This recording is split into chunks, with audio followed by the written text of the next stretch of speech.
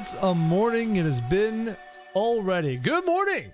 Good morning, good morning, good morning. 122 of you. 117. 5 of you left. How dare you? What was the sound of my voice? Do I sound funny? Is that what's going on? How dare you? Good morning, good morning, good morning. Do you think about making a channel intro video? No, those are useless. Channel intro videos generally piss people off. They generally annoy the hell out of people. Take it from somebody who's doing YouTube. Wow. The words, they failed me. Take it from somebody who's been doing YouTube for 6 years. No one uses them. They suck. People that do use them, ugh. It's the fastest thing to click off on the planet. Good morning! I'm wearing new headphones. I don't know if you've noticed. New headphones. Actually, they're old headphones. These are my favorite headphones of all time. My Sennheiser 598s. I love these things. They're like wearing a cloud. A fair-sounding cloud that sounds like an eargasm on your head. But mine are really, really worn out. I don't know if you can see how torn up they are. There's probably enough sweat DNA in these things to recreate me in a lab. I've had them for a long time. But I'm using them because these fucking things won't work. I love these too. But I can't get any sound out of the damn things. No matter what I do, I can't figure out why they don't want to play sound. My GoXLR says sound's happening. And when I push the buttons on it to mute, it makes the beep to mute. But they don't want to make sound. I can't get them to work. So I spent all morning getting those bloody things to do nothing. So now I'm going back to tried, tested, and true, my beautiful Sennheiser 598s. Good morning. On the dock today, on today's stream, we have a few things we're going to be doing. We're going to play some more 14 because I'm obsessed, right? And when I get a little bit tired, a little bit of a break, we're going to be reacting to, over here, we've got a video by Asmongold on his Zach Raw account. First impressions with Final Fantasy XIV. I'm very curious to see his first impressions and to see if any of my first impressions line up with his or whether they're different in some places. And I really want to see that. So we're going to react to that live. That'll be very fascinating. And then later tonight, which is like, 12 hours from now, whatever. Ashes of Creation's alpha NDA drops. I've been playing the alpha for months now. The NDA drops. And we're allowed to stream and make content on the game. So this evening, I will be going live doing Ashes of Creation. Not when it goes, it's supposed to go up at 2 o'clock my time, but I'm getting my second vaccine shot at that time. I will be standing in line for my second vaccine shot. So I cannot stream it as soon as it drops because I'm getting double vaxxed. So this evening we'll be doing that, which will be very fascinating. Very, very fascinating.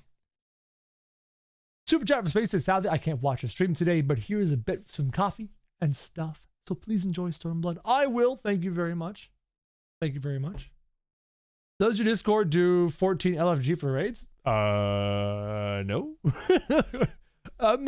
I'm only a couple weeks into 14, so you gotta cut me some slack. All right, I'm just getting like my feet wet in the 14 way of life. No stream tomorrow. The side effects kick in and pretty flattening. It depends, Aaron. My first shot, I felt no effects, 0 effects. Pfizer, Moderna, one of those. I don't know. Who cares? Just get it in me. Let's go. If it does make me feel horrible, maybe I won't stream, but it probably won't. We'll see. We'll see. I've been very fortunate so far. I've read accounts where some people's second shot was okay. Some people's second shot was not bad. Some people's second shot was terrible. Some people's second shot was horrible. We'll have to wait and see, how the cookie crumbles, so to speak. Also, quick one last little thing before we get going. There's a topic in my Discord we were talking about this morning. I saw it because they linked the Asmongold video in the Discord today. And people were talking about how they really appreciate Asmongold when he's just Zach, when he's talking as Zach, and how he's pretty well-spoken and pretty calm and pretty relaxed. And that they really enjoy that aspect of Zach / Asmongold. And they do not like Asmongold's Asmongoldness when he's streaming. And I sent a message. I'm like, streamers are entertainers before people. And that's true. The way I am live is different than when I am as a dad, than when I am talking to my dad, than when I am talking to my best friends, than when I am talking to a complete stranger, than when I am, who knows, anything, anywhere. We're all different at different instances. You don't talk to your children the same way you talk to your parents, same way you talk to your boss, right? Zach is an entertainer first and foremost. So his online persona of Asmongold, actually, I find it fun that he split them. Is very different. And make no mistake, me as a streamer, I mean, right this very second, I'm pretty normal, but me as a streamer is definitely a more happier version of me, a more energized version of me, a less serious version of me. I mean, God, I'm playing video games. That's fantastic. So when I'm live, I'm a different version of me. So make no mistake, it is a version. One layer to me. So it's not disingenuous. Disingenuous? You know what I mean. But it is a more entertaining version of me. I'm very conscious of the fact I'm speaking to an audience, right? Zach is very conscious of the fact that he's entertaining thousands of people when he's playing World of Warcraft and doing all that jazz. So keep that in mind. It's not that they're putting on a fake persona. It's just that they're putting on a version of themselves, just like they would with any other person or any other instance. And with that, we shall continue. Oh God, like out when the camera's off, I'm pretty dull. I'm pretty serious. I'm much happier, much more chill when I'm streaming. Catch me outside of streaming, it's more fascinating. You know what's funny? Talking to people outside of streaming is hard. Can I get real? Like, it's really hard. We all wear masks, metaphorically speaking. Guys, ever watch The Mask? Ever watch The Mask, The Psychiatrist? We all wear masks, metaphorically speaking. It's true. Yeah, I have a hard time talking to people in real life. It's funny. It's not that I have a hard time talking to people, it's that I have a hard time relating to people because I'm so different than everyone I know. Except Mrs. Crow. She's like the yin to my yang.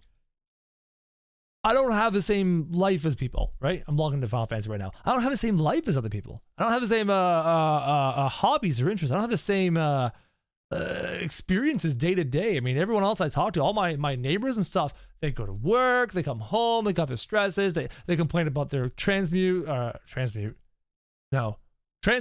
complain about their transit, they complain about their bosses, all this kind of stuff. And I don't have any of those kinds of issues. I don't have any of those kinds of common things to talk about, the price of gas or my boss is a jerk or this coworker's trying to sabotage me or blah, blah, blah. I had none of that to talk about. None of that. Because I'm a YouTuber. I don't know any other YouTubers.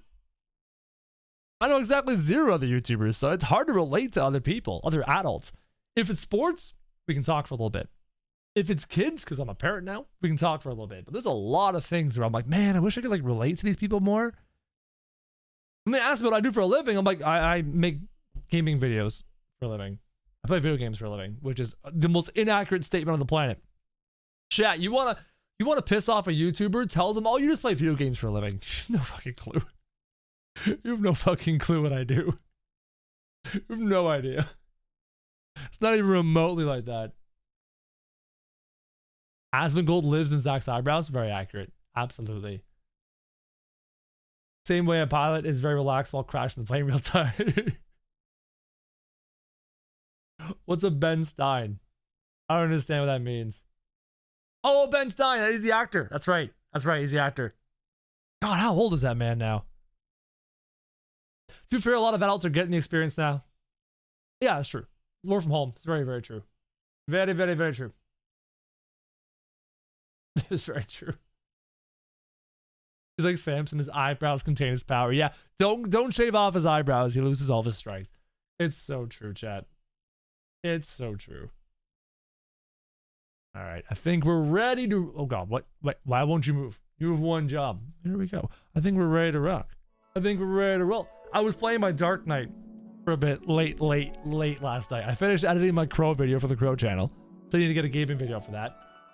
And then I'm like, I'm not tired. I'm gonna stay up and play the Dark Knight off screen. Work on my Dark Knight. Who's 84? Because I definitely won't play Dark Knight in Stormblood. No, Shadowbringers. Oh, these things are so comfortable. Oh my God! Real-time audio monitoring. Okay, so one downside to using wireless headphones is that the signal is transmitted wirelessly.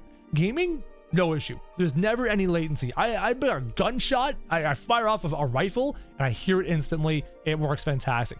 But audio monitoring, the ability for me to speak into my microphone, the signal to travel down the GoXLR or the XLR cable into my GoXLR, into my computer, and into my ears. Actually, it skips the computer. It goes straight to the GoXLR, straight into my ears because there's hardware in the GoXLR. There's a lot of hardware there. It's real time. Like, it's literally the second, the millisecond my mouth says a thing, it's in my ears. With a wire. Wirelessly, there is like 20% of a second of delay. Like 0.2 of a second delay. It's just enough to be absolutely fucking obnoxious. But I miss the fact that with a wire, it's instant and it just sounds so good. It sounds so good. Oh, I miss that. Avery of the Super Chat says, really good to see you enjoying 14. Stormblood is like the transition into stupidly awesome stuff. I know. How do I like the Dark Knight? I think it's my favorite job so far. I love tanking. I love going first into things. Like it's my brain chat. I gotta be real. I hate waiting for others. I hate being second. I hate when I'm driving. I hate being the slowest car on the road, on the highway. I'm fast lane and I'm passing everybody. If somebody wants to pass me, and if it's an obnoxious speed, yeah, you're gonna get pulled over, whatever, go by. But I have to go faster than everyone else. You know what I mean? It's I can't explain why. I can't put words to the explanation. It's just my personality. And I wasn't always that way as a kid, but as I become an adult and I've gotten more comfortable with myself and blah, blah, blah, that boring shit, it's just how I feel. So playing the tank, it matches my brain quite well. I don't mind healing because there is a part of me that can step back and support from time to time. So I do enjoy healing. DPSing is obviously fun, but there is something, a little something about being the first man into the fight that just, it feels fantastic to me. It resonates with my soul. So, yeah. Oh, and by the way, big ass fucking greatsword. Big ass fucking greatsword. Greatswords are awesome. Nothing wrong with the big old stick. The Sonic gene? It's not the Sonic gene. It's, I don't know. Hard to explain. I know you didn't do it on stream.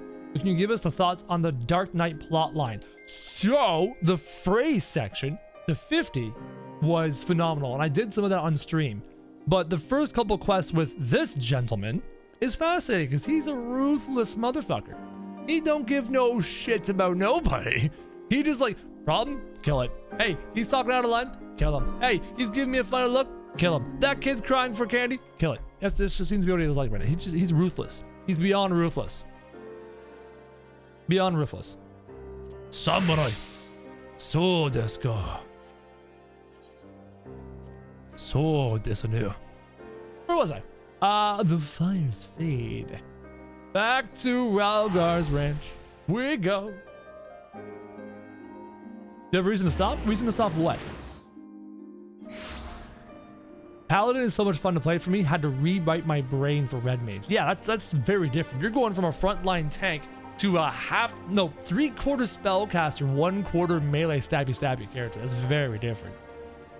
Very, very different. It's like having less control over what you want to do. Yep. And yet he's protecting a girl. I know, he's so weird. He's just like, kill all the things, but this harmless small female child thing, she's cool. It's very weird. What the hell was this question? Oh. My fingers weren't on WASD. They're on something else. Dark Knight's pretty much a review of SHP in terms of writing style. Well, then that's... I've never heard the Night theme here.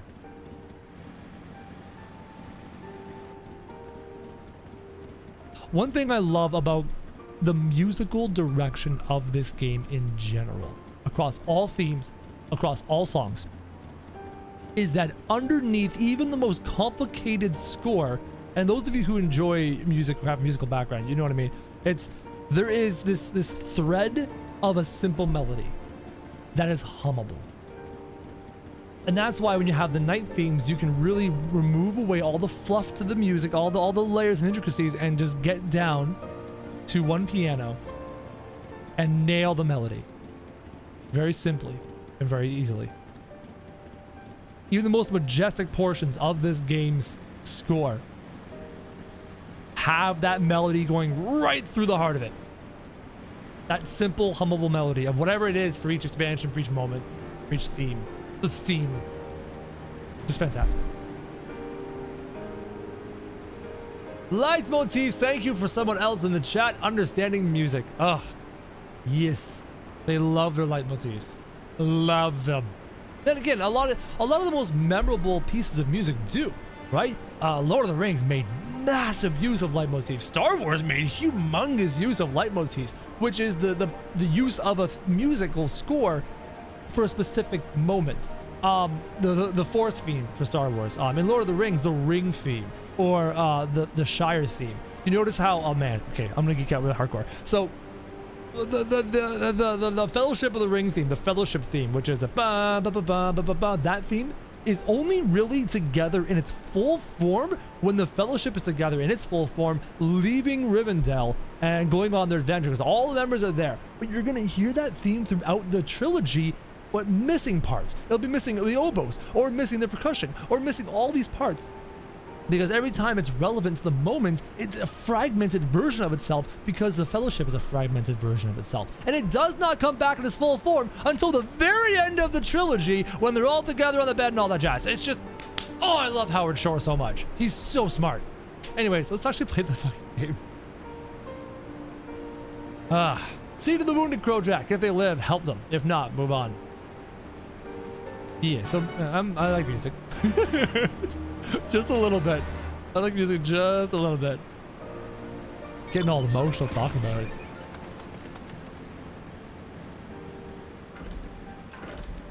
Yeet, yeet, yeet. Mefford lies motionless, having breathed his last. Clenched in his fist is a small charm, which you take for safekeeping. He was already cold when we got to him. There was none I could do. That charm must have been important. You best take it to Conrad. God, I love these headphones. I love hearing my voice in real time. It's so much better. Maybe I don't go back to those headphones. I know I spent money on them, the wireless ones, but man, I might just buy another set of these. Because I know these are worn out and gross. I might just buy another one of these. God, they're just fucking headphones. They're amazing. Look the field? Look the field. What? Finish Hobbits without remembering any music?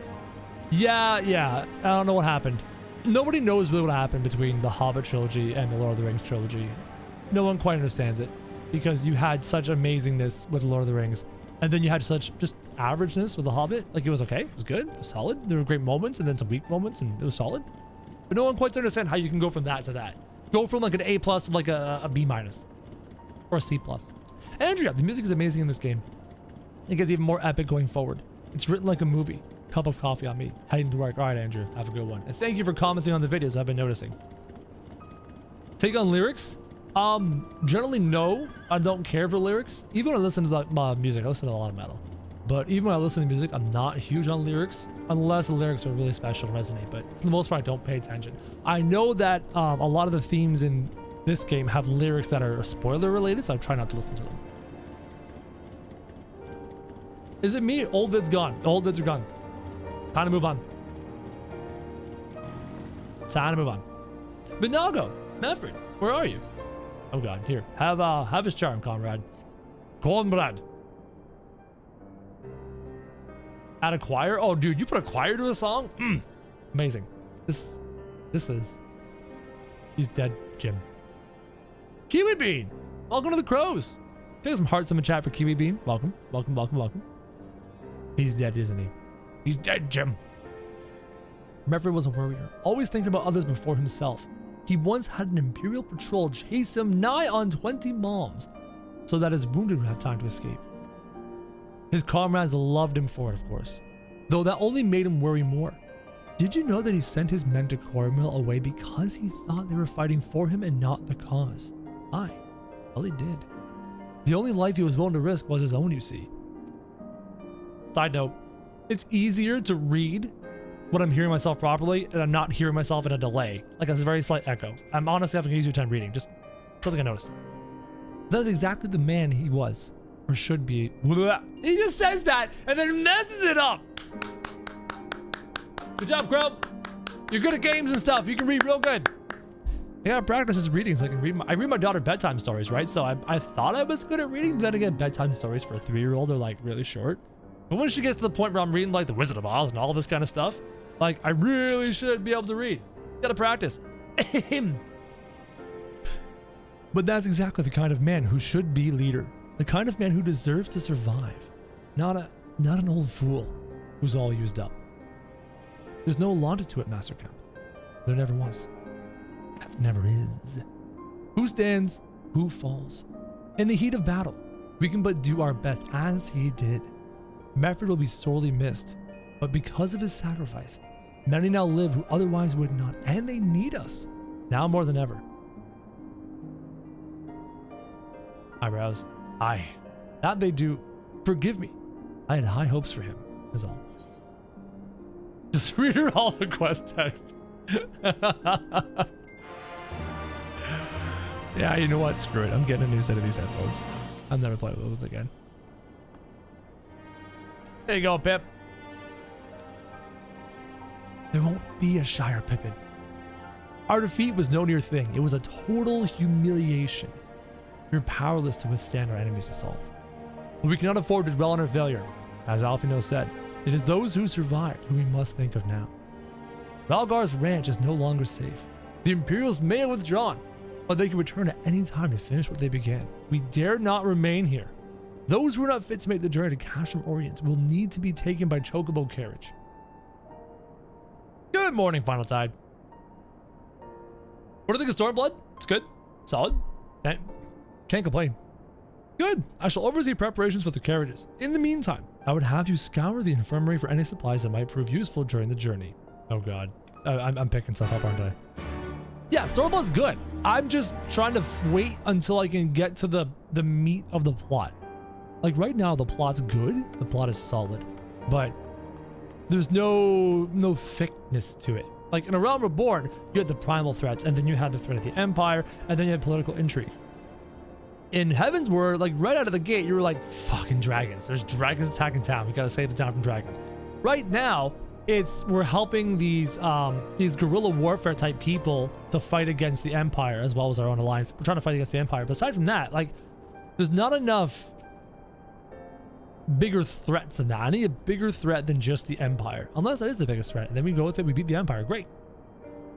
I'm still waiting for the meat, and I'm thinking there's more to it than this, because I'm pretty sure I'm only on like, yeah, I'm level 63. No, hold on. Level 61 in the MSQ. Like, there's still plenty of MSQ to get through. You know what I mean? Tons and tons and tons and tons.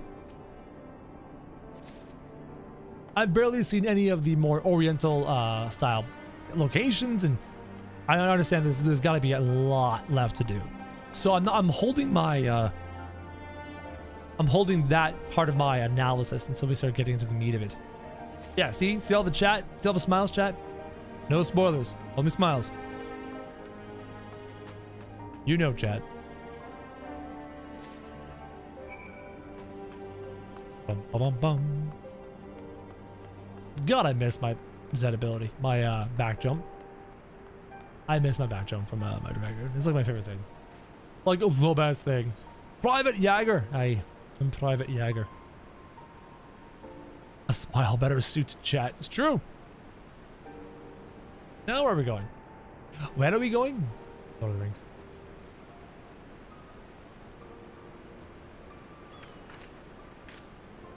You Stroll and the others are safely strapped in. Don't worry, I'll be by her side the entire time. Good.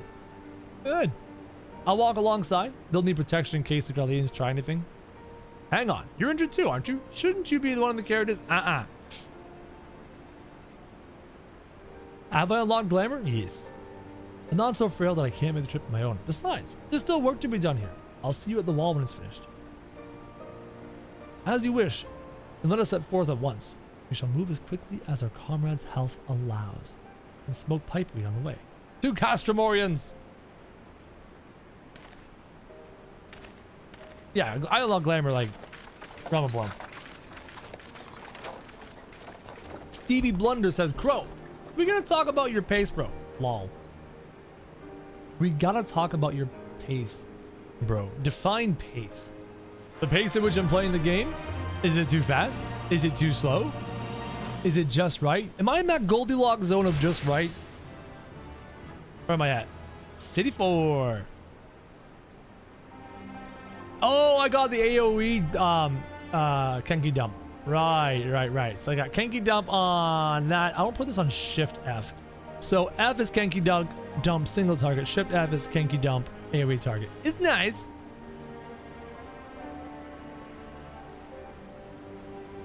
It's just lesser to Heavensward and Shadowbringers. Yeah, you're allowed to have weaker entries in an otherwise fantastic game, right? You're allowed to. That's okay.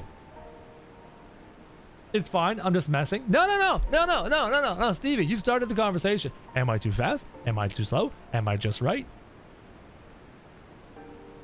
Just kidding. Go. Let's go. You save a good many of my men, and I cannot thank you enough for that. The fact remains our forces were decimated. In this state, we'll not be mounting an assault on Castellum Villadina anywhere else. Oh, anywhere else. We need to be honest with ourselves about our prospects. But first, we need to put our affairs here in order. Afterwards, I will join you at Castramorians. 11 hours to live letter? What is a live letter? And if it is slow chat, I'm actually kind of doing that on purpose, right? I don't want to rush through the plot. I know you guys really enjoy my reactions to the plot, so why would I rush through it? We should all enjoy this together and savor this together, because eventually a time will come where I'm done the plot until Endwalker. And then from Shadowbringers to Endwalker, I'll have time to do this, that, the other thing. But it may not be as compelling for you to watch me do this, that, the other thing, as it is compelling for you to watch me do plot. Because I notice a lot of you guys stick around the most. A lot of you guys show up the most when I'm approaching very integral plot points, right? Oh, the dev stream. Yes. A 14-hour broadcast. Oh my God. Oh, the dudes complete yesterday? Yeah, I don't give a fuck. I don't give a fuck. He seemed like a nice enough guy, but like, man, I don't care. Chat, one thing you learn in 6 years of YouTube is you learn to get thick skin. Oh my God. Speak with Liz. Please. That last fight in 4.0, amazing. Great.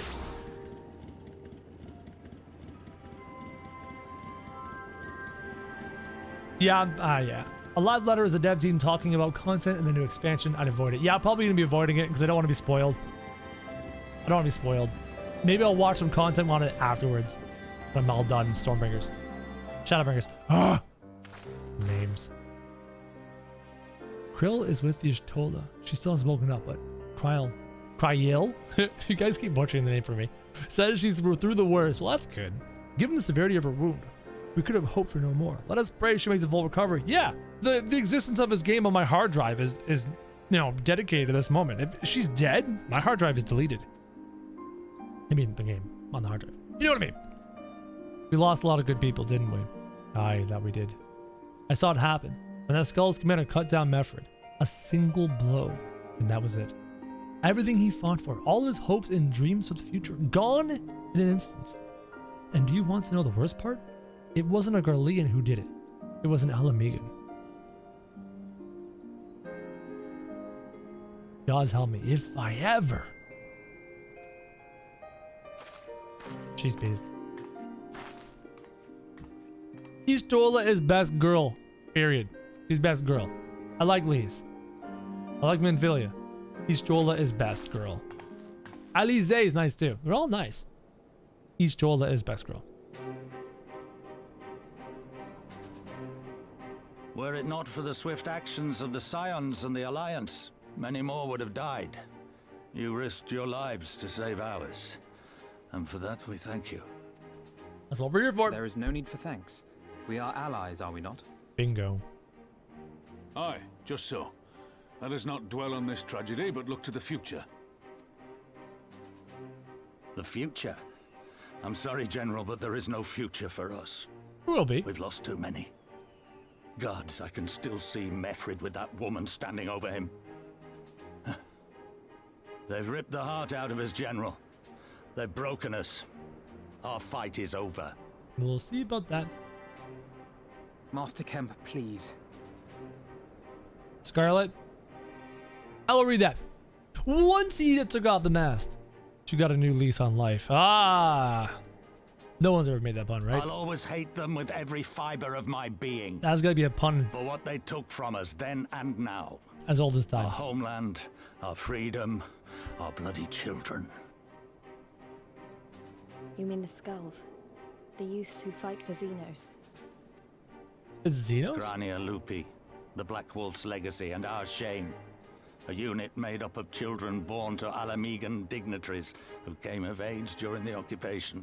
Awkward. Sons and daughters of Gir Abania, raised to be proud citizens of the Empire, with all the rights and responsibilities that entails. It'd be easy to curse them and call them traitors, but they're our children. Our flesh and blood. If the only way to forge the future we want is to cut down our own, then It's an interesting concept. And what was it all for? I mean, I have a very strong belief that blood does not necessarily make you family. Love and respect does. I have plenty of family members, I know many of you probably do too, who are more family to you than necessarily blood-related ones. So while these children are blood of Alamegan, they were raised Empire. They have the values of the Empire, and maybe they can be redeemed, but you also have to understand that they're actually people of the Empire and not people of Alamigo. Adam, it's an interesting debate. Nargo? Nago! What will you say to the families of the fallen? To the mothers and the widows and the orphans? Will you tell them it was all for nothing? Listen to the girl. We dare not suffer our comrades' sacrifices to have been in vain. Now is the time to steel our resolve and press on, painful though it may be. and when Xenos comes back with his army, what then? This isn't the first time, you know. You'll be hard-pressed to find men brave or stupid enough to face him again. I still can't believe how strong he was. He humiliated us back there. The Warrior of Light included. Hey, I was tired. God help us if he's next in line to the Garlean throne. I didn't have breakfast. Okay, most important meal of the day. I lacked energy. I tripped and fell. I hit a rock. I stubbed my toe. No. Loath though I am to say it, we should not be surprised.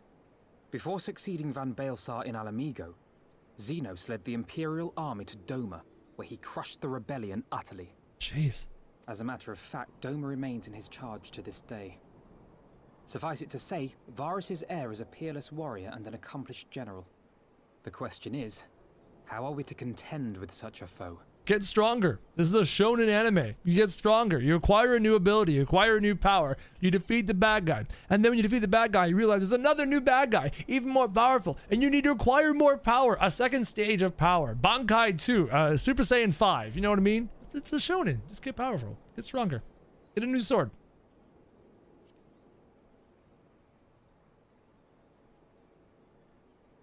Interesting. You are suggesting we kindle the flames of revolution in Doma once more and force Xenos to fight a war on two fronts? Yes, that's exactly what I meant. It's not that I just want to go see the Japanese architecture. No, yes, this is the plan. Totally the plan. For that, there would need to be someone left to fight on this front by the time you got back. Look, I'll not deny the plan as promised. And I feel for our brothers and sisters in Doma, truly I do. But I fear we lack the strength to see it through. That's not how 14 does it, kinda. I don't know. Your character does get stronger over the course of the game, you know? Remember level 1 versus level 80? Have faith in your people, Master Kemp. Them and the Scions. Hold fast, rebuild, and when all is in place, we shall defeat Xenos together. If you're going to Doma, I'm coming too. I want to help our friends there. And make sure nothing like this ever happens again. Hell yeah. Dragon Ball. Dragon Ball Z. Give us the time we need, and we will give you something far greater. Hell yeah. Very well. For all you have done for us, we will fight on. But be swift, comrades. Alamigo has suffered enough. Aye.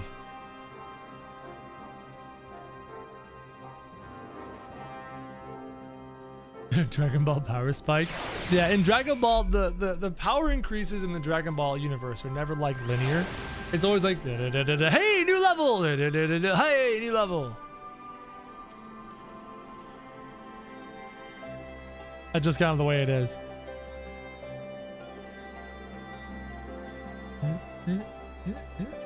Not an upgrade. So I want to grab it for my Dark Knight. The Knight of Darkness.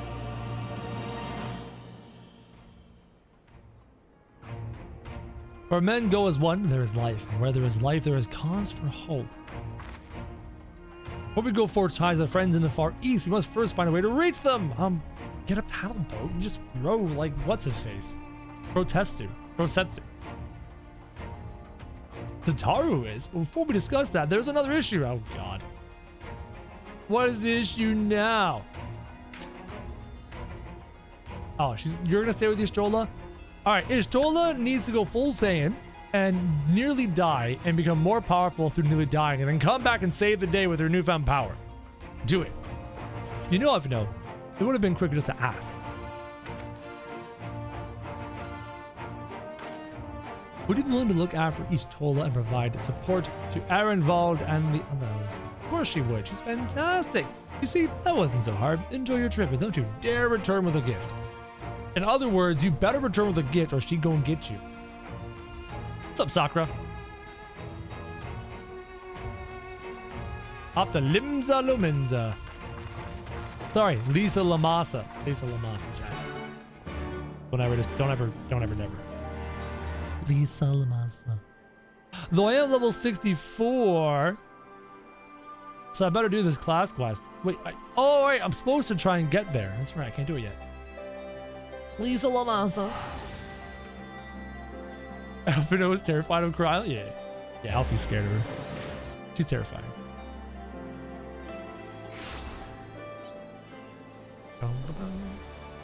So where do I go from here? Oh god. Oh god.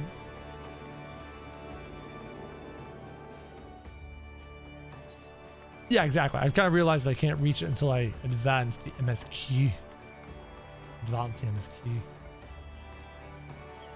I think this is my favorite of the three cities.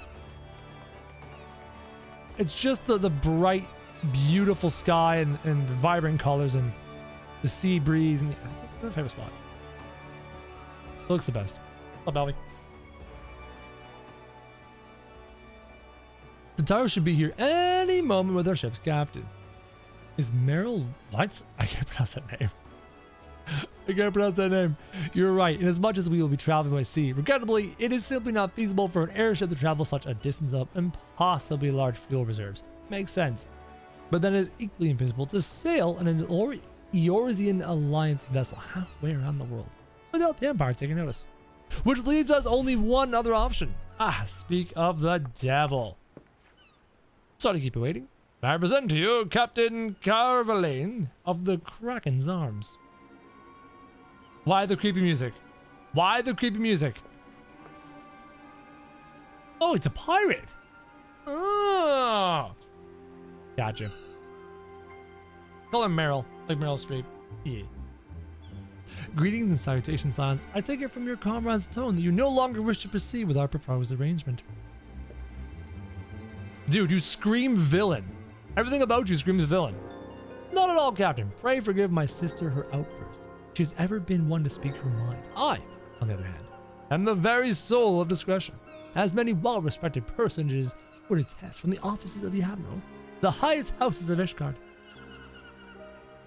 Yeah, this is fine, right? This is fine, right? Nothing bad's ever gonna happen here. Nope. It's gonna be smooth sailing.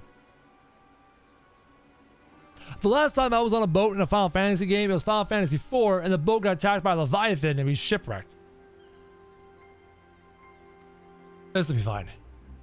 Which you steal from God-fearing merchants out on the high seas. Whatever privateering the Kraken's Arms may or may not engage in is strictly within the limits of the law as set forth by our indefatigable keeper of the peace. More to the point, we are pragmatists. I see considerable risk in aiding your cause and negligible profit. And that is true. That's quite the music shift. Well, I, for one, think the captain has a point. The 5 seas can be extremely treacherous, and many a poor unfortunate soul has come to grief out there on the waves. Why, when we were in Ishgard, I heard the dreaded tale of how the heir to House Durandare vanished at sea. Even now, nearly 20 years later, the poor count remains convinced that his son still lives and would pay a sultan's ransom for news of his whereabouts. Uh-oh. Uh-oh! She knows something.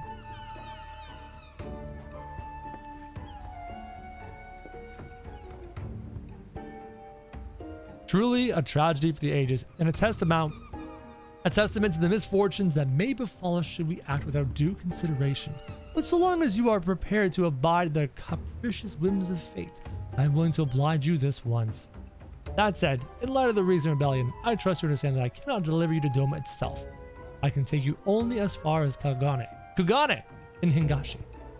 We will require time to procure sufficient provision to make ready for departure. I humbly suggest you do the same. Oh, so we've got a little lord over here, a young lord who may or may not want to go back to his family. Is that what I'm sensing here? A little blackmail, a little Tataru the blackmailer. Is that what's going down here, chat? Oh, by the way, chat, get this to 100 likes. There's like 370 of you. 100 likes. I need 18 of you. 18 brave souls who are willing to do battle with the like button. Yeah, you do.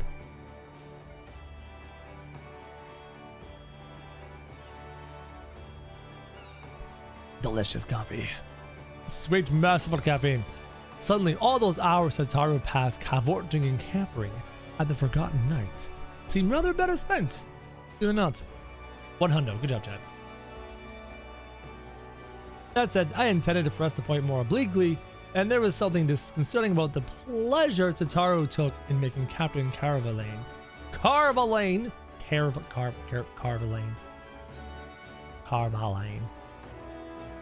Oh, white mage. How to tune out from yesterday's stream before you face Xenos. Is that stream post anywhere? Yeah. Chat, if you ever want to see my streams, front page of my channel, go to my YouTube channel, scroll down at the bottom. All the streams are right there, all the VODs. They're all right there. They're all right there. Easy peasy, lemon squeezy. What's up, Raphael? All right, generic Canadian. Have a good one. Have a great day. It's these quests with the text down here where I'm like, ugh, I don't want to read all of it. It's basically, all right, let's go do this, let's go do that. Everyone, let's go. Go team. Kind of sums it up. When it's a cutscene, more important. Voice-acted cutscene, exceptionally important. Or just quest text down below. I was like, sometimes I'll read it, sometimes I won't. You love this quest? Uh-oh. Should I be scared? Usually when somebody loves something, something bad happens. Something epically bad. Of like epically bad proportions. I'm scared. I'll ask around the House of Splendors. You take the Rising Stones. All right, let's go do it. Go team! Do team things. We're a team. Oh my god. In here? Yay. Hello, hello, hello.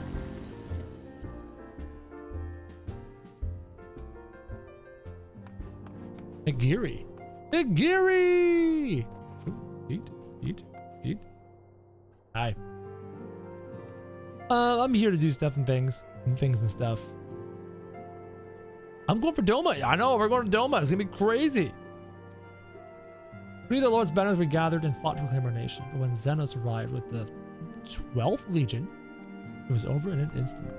Yeah, that Xenos guy seemed to do that. Seems to do it a lot. Why are you standing like that? Isn't your arm tired? Like, what? Why? We're off to Doma. That you go to join Yugiri and Kosetsu. The fight fills me with such joy. The Nage clan have served Doma faithfully for generations. Very cool.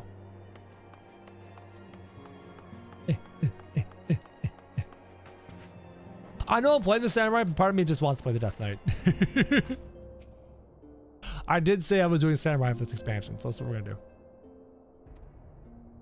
That's what we're gonna do, chat. It's gonna be glorious. Speak with Lee's in Revenant's. Am I not there? Or is she outside? Just that. Just that. Just make Naruto ninja hands. What a weeb. I know, eh? All the I used to know some of them. I used to actually know some of the hand gestures, and I can't remember any of them now. I'm old. I am old. It is past my time. Please. Learn anything interesting? They're dolmens and they're dolmens. You eat with sticks, yeah. Come on. Not that crazy, Lise. Every single zone in the east is pretty nice. I'm looking forward to that. I'm actually legit just pumped to go there.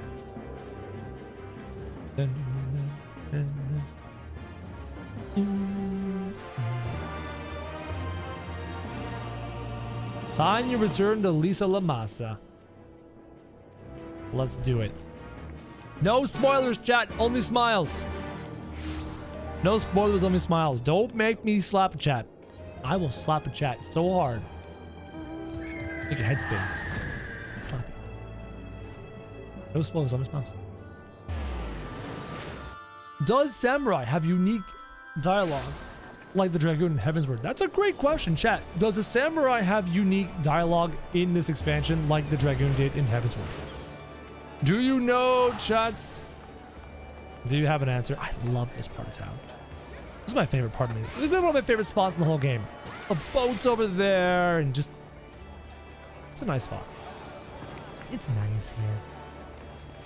Just the ninja? Okay. Yes. Upsy daisy. Upsy mozzie.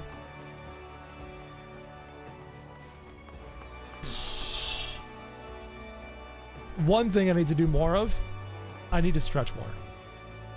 My hip flexors, the tendons running down from the top of your hips down to the top of your thighs, my hip flexors are always so tight from sitting down so much. And I need to do stretches in the morning. Like almost a yoga-like stretch routine to get them loosened up so I can sit longer and be more comfortable. If I don't do it, I just get so tight and so uncomfortable. I might be genetically predisposed to short tendons and tight tendons. Thanks, Dad.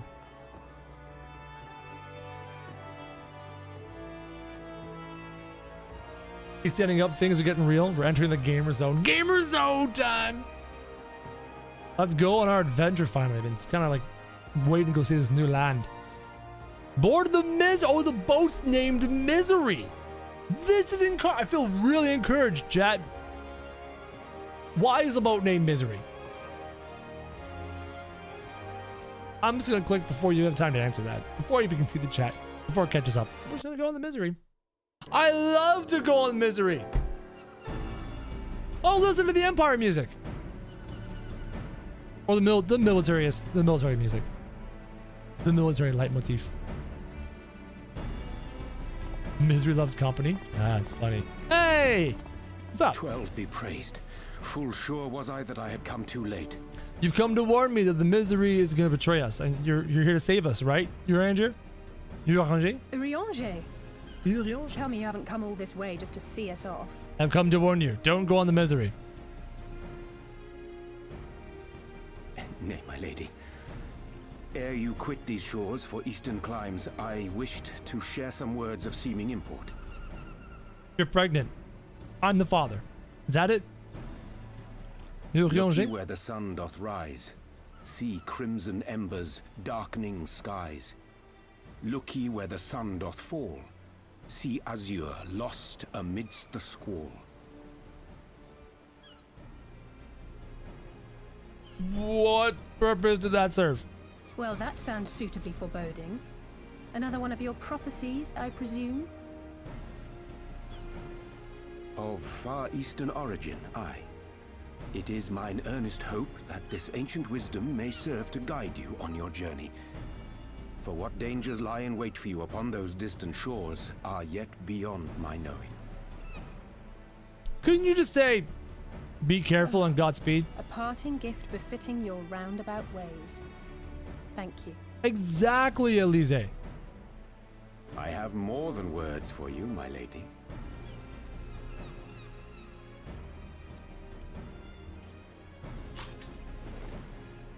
What the fuck? Where do you have that stored? It's beautiful. It's beautiful. Is it for me? No, it's for Lise, the monk. Though undeniably powerful, your ethereal blade taxeth you greatly in the wielding.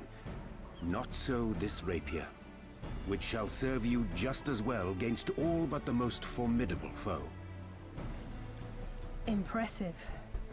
It feels as though it's attuned to my ether. I shall treasure it. Honored guests, say your farewells, for the moment of our parting draws nigh. A fair wind blows, and I mean to follow it. I like his voice actor. Very nice. It would seem our ship is set to sail. Pray give my regards to Thancred and the others. And take care.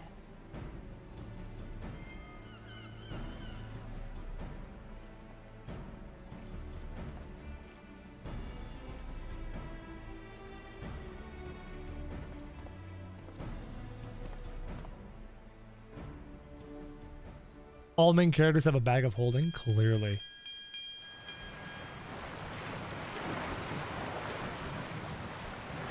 And also stick it to a bunch of guys, but mostly treasure it. That's quite the seafaring vessel, not gonna lie. How do those tiny little sails propel that massive ship? Name before you say ether.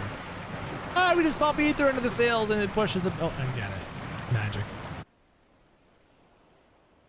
All of a sudden, Kraken just right there outside. No? Okay.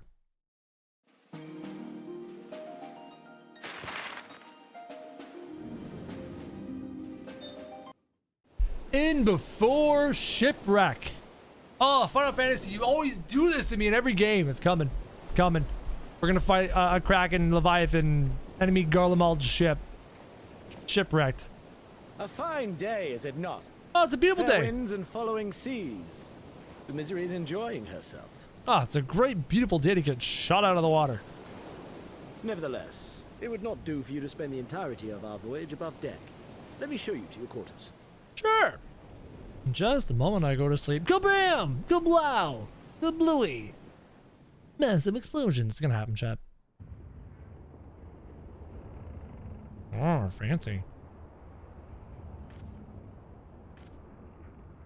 Everyone's so comfortable. Everyone's so calm. Everyone's just having a wonderful time. Everyone's laughing. He's telling stories. This is fine. Every fucking time. Not under normal circumstances.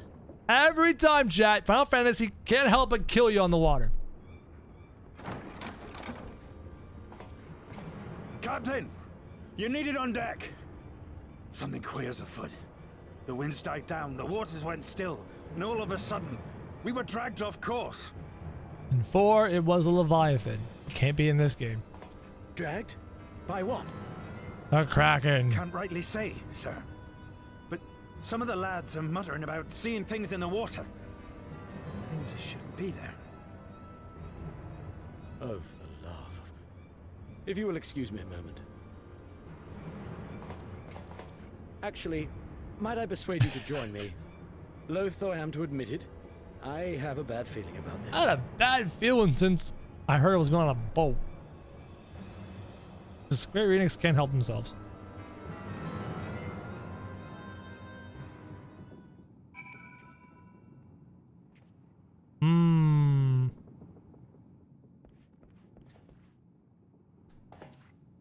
You know, that water's moving awfully quick.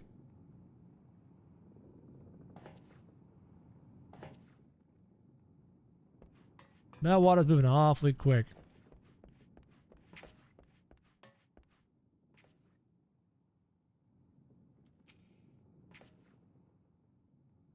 This is fine.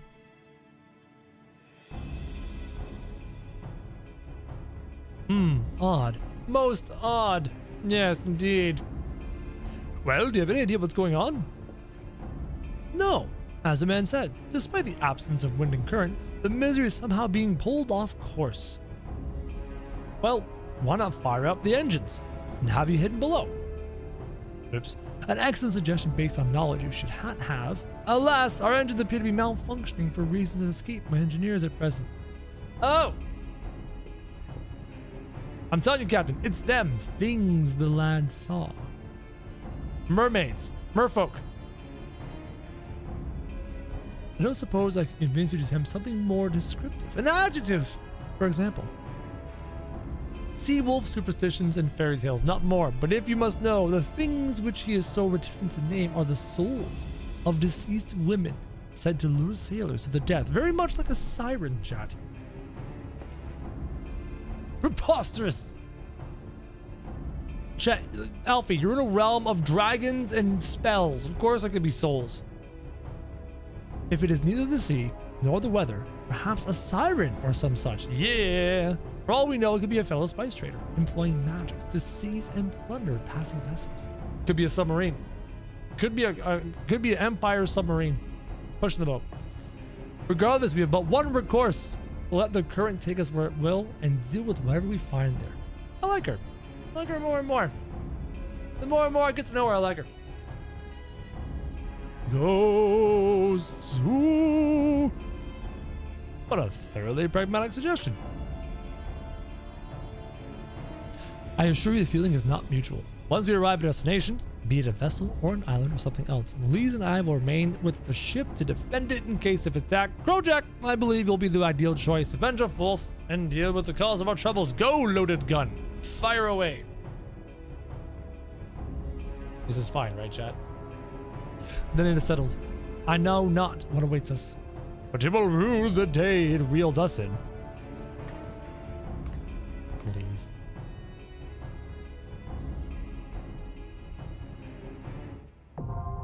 The Siren Song Sea. Now accessible. Damn sirens. Alright. Haven't done a dungeon in a while. Have I done a dungeon? No, this is my first dungeon. This expansion. Hey. Let's get her done. First dungeon in the expansion. Great dungeon ahead. Alright. Don't bully Lise. She tries. I know. I like Lise. Lise is great. I mean, she's no Y'shtola. She's great. Stormblood dungeon music. 11-minute wait. Sirens everywhere. I know. Can I jump off? Eat. Eat. Damn it. I just want to go for a little jump. You know, could I not just like teleport off this thing? Oh, good, eh? Eat. Damn it. Can I climb this? Come on, come on. Yes! I feel very Titanic right now. I feel quite Titanic right now. Only Y'shtola is Y'shtola. There's a reason she's the 14 mascot for things like this city. I don't know what that is. She has an epic cutscene? Cool. Cool.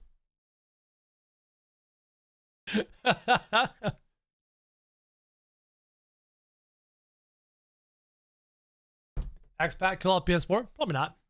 I doubt it. I highly doubt it.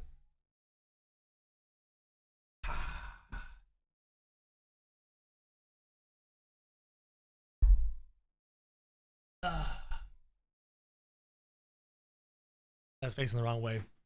I have my feet up over here. We got nothing else to do, chat. It's just you and me chilling, putting our feet up. Let's just relax for a little bit, chat. There you go, feet up. Sitting back, relaxing, chillaxing. Stormblood dropped PS3 support? That's interesting. Foot stream? I'm wearing slippers. I can't even get my feet into the shot because I'm not flexible.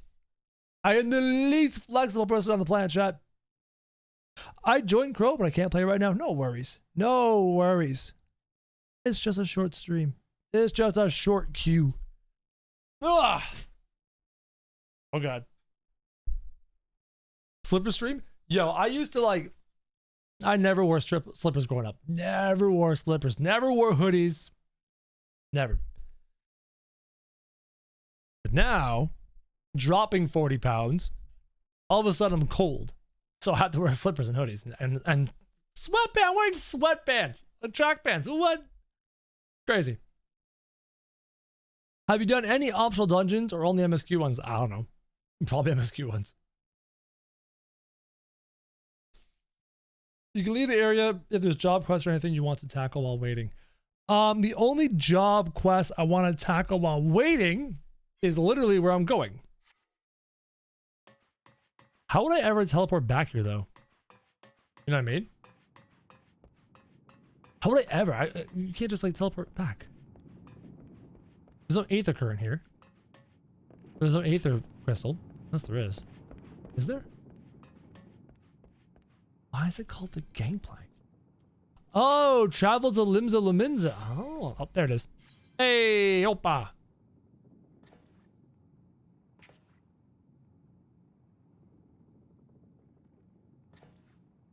Got cold more often? Yeah, Stevie, it's insane, dude.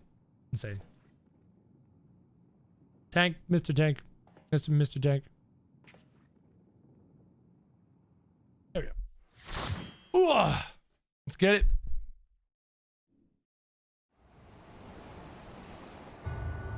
The Siren Song Sea. Location? Well, hello. You're not the sirens I was looking for. I was looking for beautiful women. You're not what I thought. And who this guy? Oh, the party members. Crow. Use your brain. Use your brain, Crow. Hello, I am Samurai. So let's go. We need a little bit of a buff going on, and then a little bit of a buff going on, and then we'll do this, and then it's every time. And then we do a little bit of this, and then we do a little bit of this. And the ball.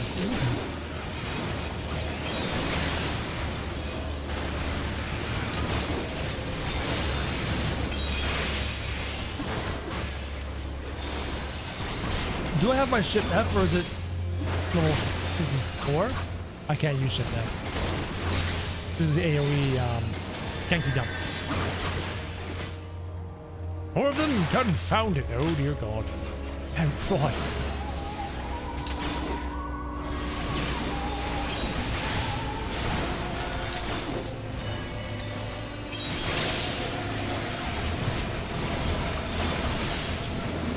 I'm disappointed in these sirens, not gonna lie. I wanted pretty ladies. I said it before and I'll say it again. Where are my pretty ladies?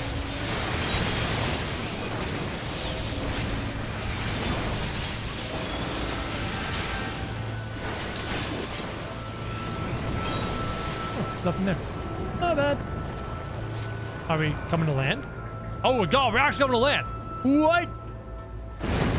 Shipwreck indeed. Well, we weren't wrong.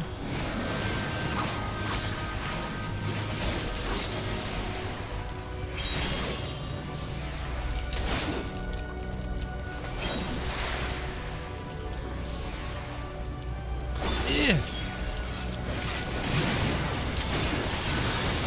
There we go, Mark. Got it.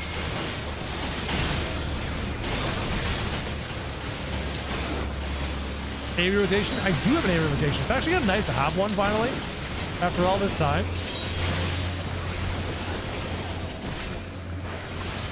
What? Oh, I have a target. What's happening? Big pulls? I'm not getting beer pulls. Hello, what are you? What? Kind of looks like an antlion.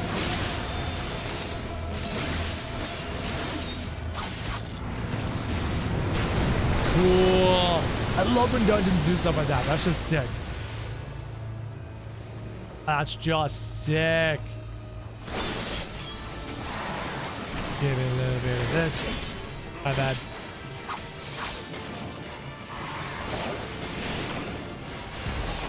Alright, let's have some fun with a single target rotation, shall we?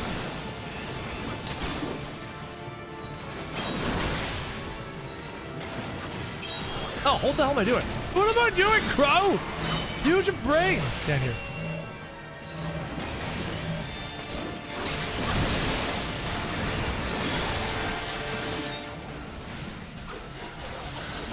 I don't know, sometimes I'm like, I don't know where my brain's at. Ow.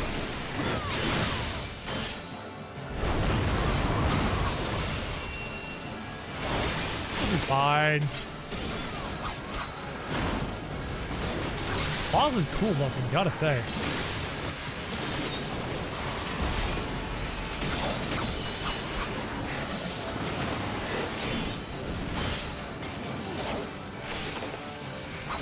That's not the button I want to use, Crow!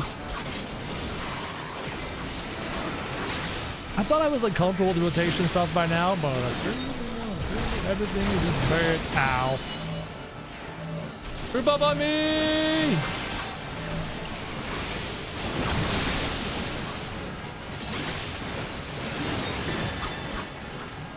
Pretty easy boss fight, like mechanics wise. Nothing too complicated so far.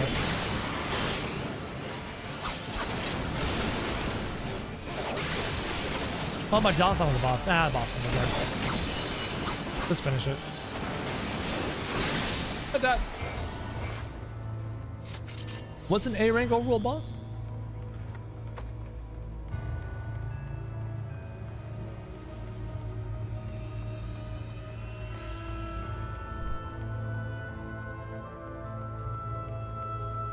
Yeah, I'll get used to the rotation. The rotation takes some practice. It'll take some time, but we'll get there. Again, it's the MMO mouse. I'm not 100% sold on it yet.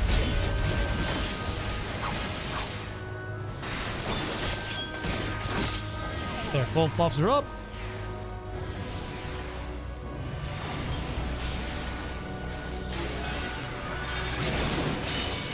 And we'll drop one of these. And then drop one of these. I love AoE pulls. They're just so satisfying.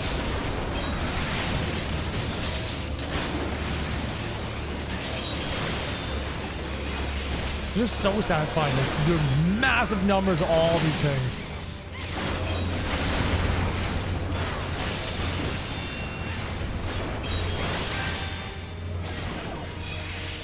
Sengoku-ken! You love your MMO mouse? I'm learning it. Like, I've only had it a couple weeks. And my brain is still so much used to, like, mouse controls and movement because of FPS games and left-hand controls abilities. So knowing where my thumb is on the mouse for all these 12 keybinds is still getting used to. Yo, this map is cool. This dungeon's cool. The dungeon design of this game is fantastic. Always has been. Hello, hello. Good eye. I need my buffs up. Please, okay, thanks. Over to you. Over to you.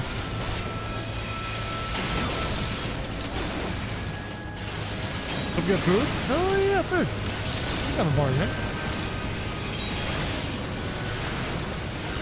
Oh, my Genki's being killed. I want my AoE Genki down, but the game's like, nah, bro, you can't have it.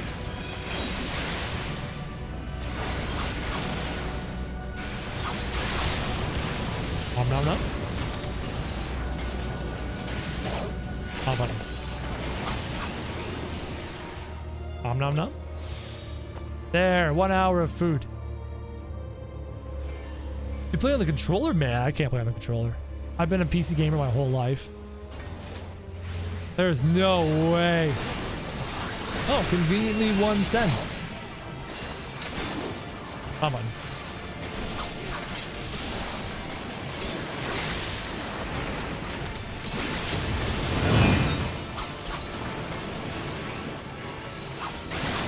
Can you hurry up and drop his ability? Alright, I won't use this in position. Oh, I could have used the one. Oh, yeah, I got that one ability.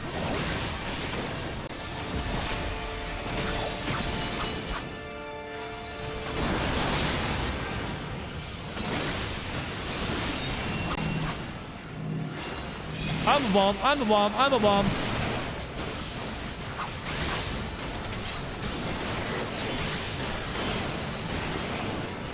Okay, I get it. I get it. I get it. You keep firing at me. I get it.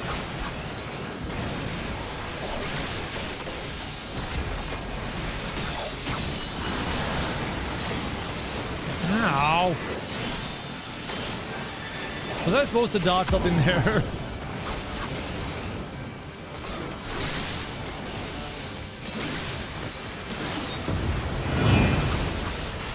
Holy crap, there's like nowhere safe to stand. Jeez, dude. I think he's getting too full. I gotta use it more.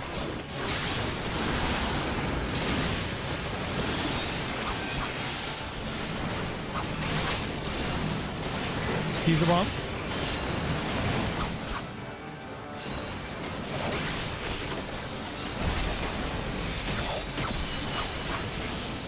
Pop a couple mechanics in there. Maybe should have paid attention to. You can still melee from that close in clear spot. The one I could have, I'm not sure if I could have the other one. Yeah, the don't stand in the stuff on the ground mechanics, that's easy to do. That's not a problem. My problem is when there's like really strange mechanics, like the ads and the this and the that. That's when things get really interesting.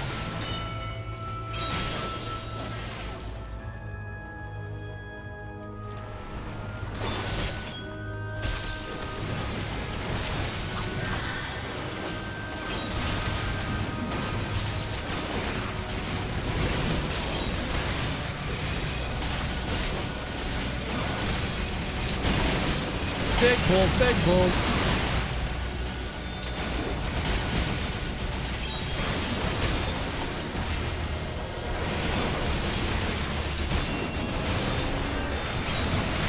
God, I love big pulls. So beautiful. All the numbers, man. Everyone loves a good number. Lots of new boss mechanics? Cool. I'm down with that.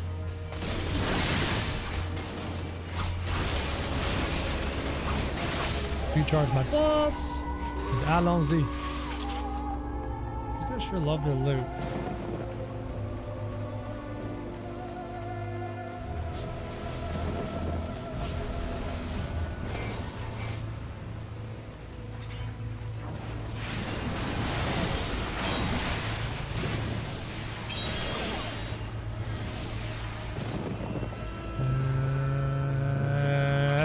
This is quite the long pull.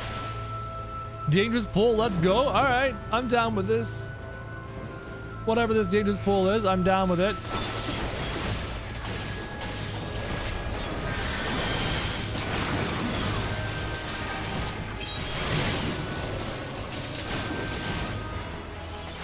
Oh, look, nice.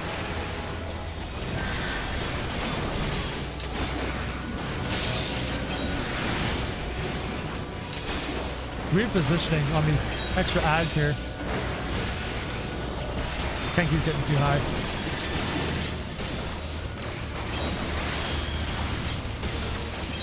Oh, strong ability.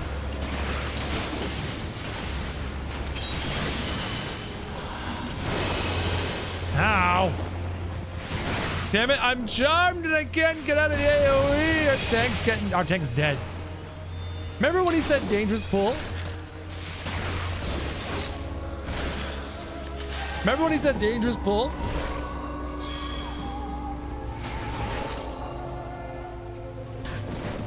I can interrupt the stream? I wish I knew that.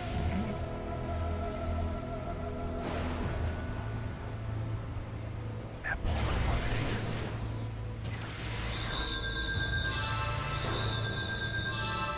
Really awkward seduce there. That was so bad, chat. Well, I could have also interrupted if I had paid attention. I didn't know there was an interruptible ability. Do you even have my interrupt on keybind anywhere? Traits. Cool. True, not strong and free.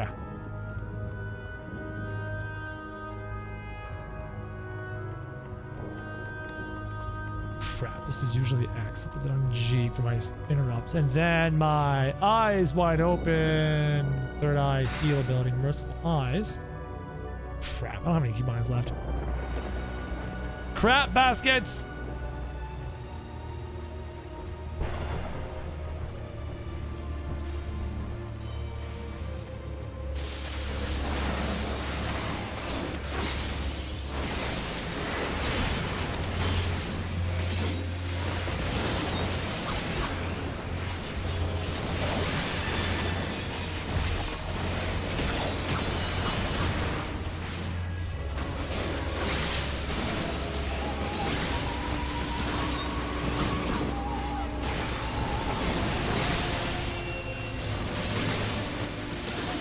I'm missing my other buff. Some bad at games. Damn it. Get back here. I'm trying to kill this little... There, let's go. Yeah, yeet.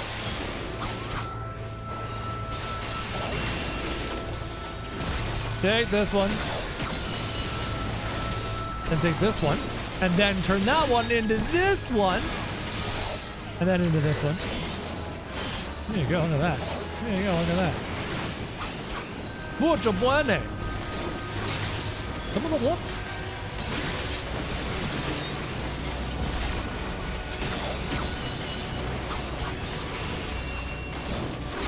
This is so much easier than just focusing on the boss. Mini boss. It's a mini boss, right?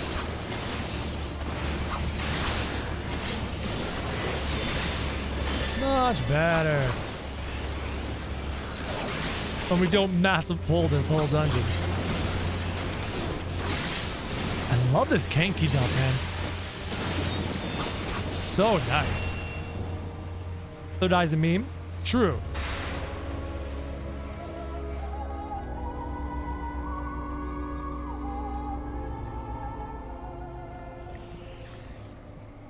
Banger? Nice. Hello, nurse. You don't have a neck. You don't have a neck. And the team probably just pulled. Oh, God. Yep.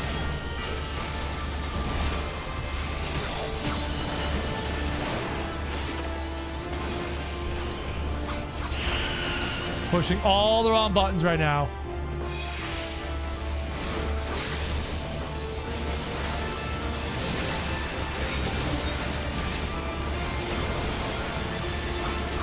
Okay, let's pay attention to the characters. Right?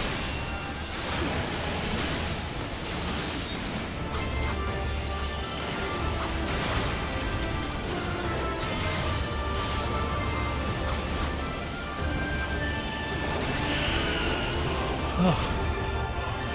Get out of the pools of crap!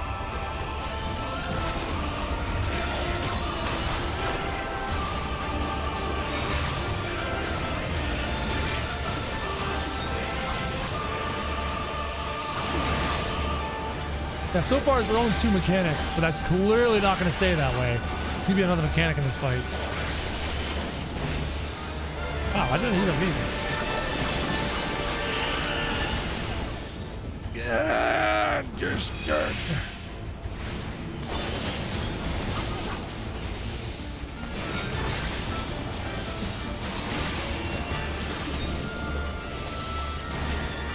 Take his banana, get it back on the boss.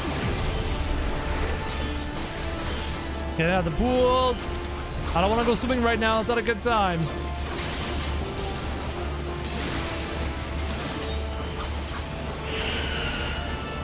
Oh, let me out of that garbage. Hi, this is a safe place to stand.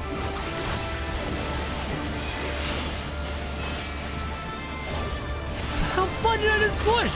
What are you doing, Crow? Don't be an idiot. You know, oh my God, where are my fingers on this keyboard? On this mouse? Sometimes I just want to slap myself upside the head and be like, Crow, you're an idiot! So that's actually pretty much every time.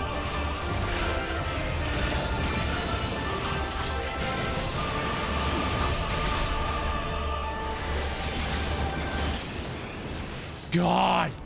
That was a beautiful piece of music. And a horrible executed boss fight. Enemy cast bar bigger? I do. How do you make it bigger? You're absolutely correct. You fine? Nah, bruh. Ugh.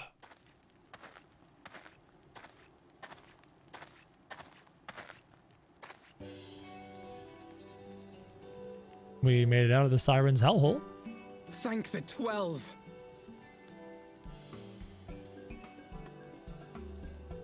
My coffee's cold now.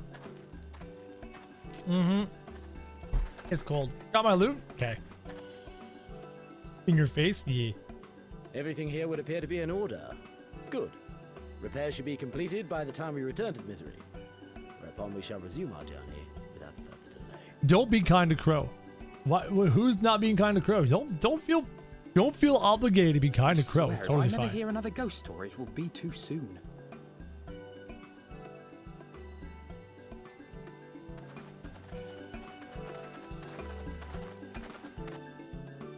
That was nice healing. Thank you. I just stood there and took it all because I don't know what I'm doing. At least in the future, I can watch videos and learn boss mechanics before going into fights blind. I hate going into boss fights blind. It's just the worst. Oh, we've gotten this far. Welcome to Kugane. Nice. I remember the sea, the smell of the salt, and the crash of the waves as we drew closer to Kugane.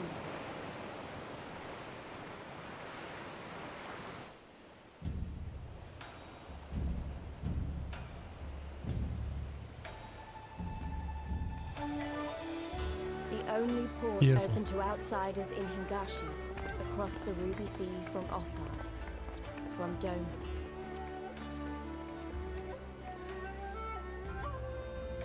Very cool. All the colors of the rainbow, all the peoples of the world, all in one place. I wish you could have seen it. Who is she talking to? Her sister? Her deceased sister. I wonder if that's who she's narrating to.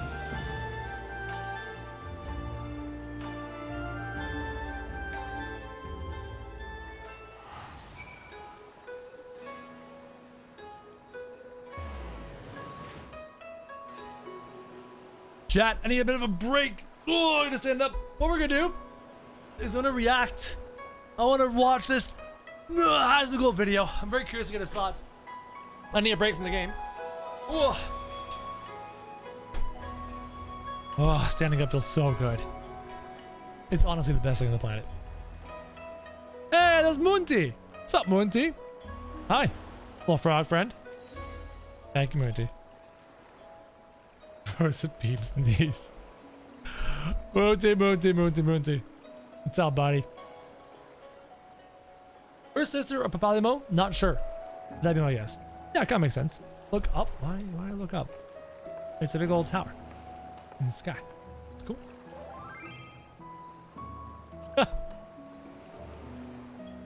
Apparently Miru is up somewhere. Maybe. Huh, there's somebody up there. Hopping, climbing, physically climbing the tower. There's two people up there.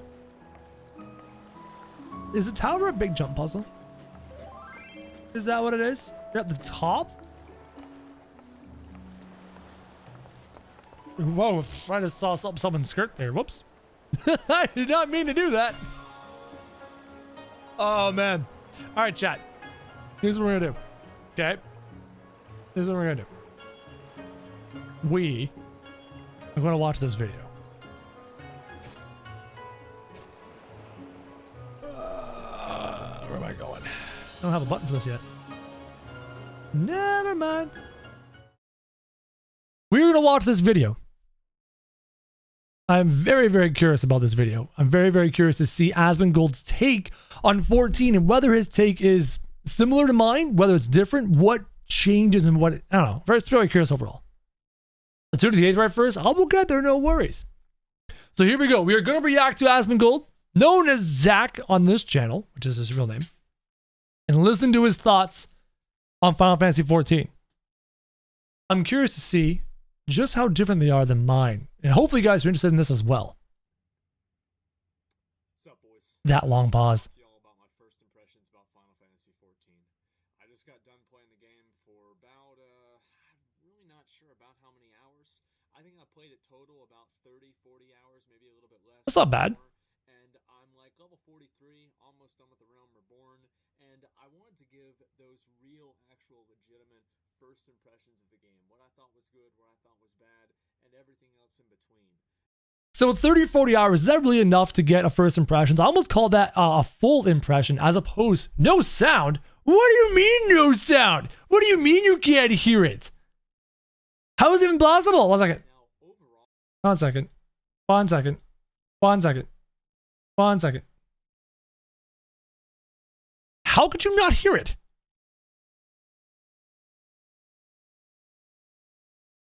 How do you not hear it? That makes no sense.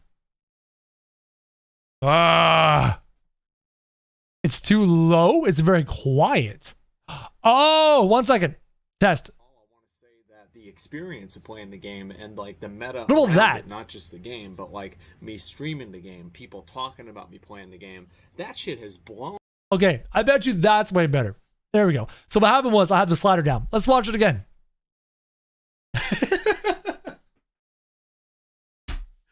My bad, chat. Thank you for freaking out on me and getting the audio fixed. So here we go. Zachrar's first impressions is for that. It's good now? Yes? Better, but could be better. How loud do you want it? Do you want it this loud? What's up, boys? Today I want to talk to y'all about my first impressions about Final Fantasy XIV. I just got done playing the game for The problem is his audio peaks back and forth like crazy. Sure about how many hours. His audio peaks like crazy. Yeah? Okay, we'll do it that loud. Here we go. From the start. What's up, boys? Today I want to talk to y'all about my first impressions about Final Fantasy XIV. I just got done playing the game for about, I'm really not sure about how many hours. I think I played it total about 30, 40 hours, maybe a little bit less, a little bit more. And I'm like level 43, almost done with the Realm Reborn. And I wanted to give those real, actual, legitimate first impressions of the game. What I thought was good, what I thought was bad, and everything else in between. So as I was saying before I was rudely interrupted by you, chat, this is his first impressions. And I would have done first impressions at like 10, 15, 20 hours, not 30 or 40. He's about halfway through A Realm Reborn. I mean, he's character level 40-something, which means he's probably MSQ in the mid to late 30s. He's about the halfway part. And I don't think he's almost done with A Realm Reborn. You guys know he's got to go through patches 2.0 all the way to 2.55. He's got a lot of work to do left in the game.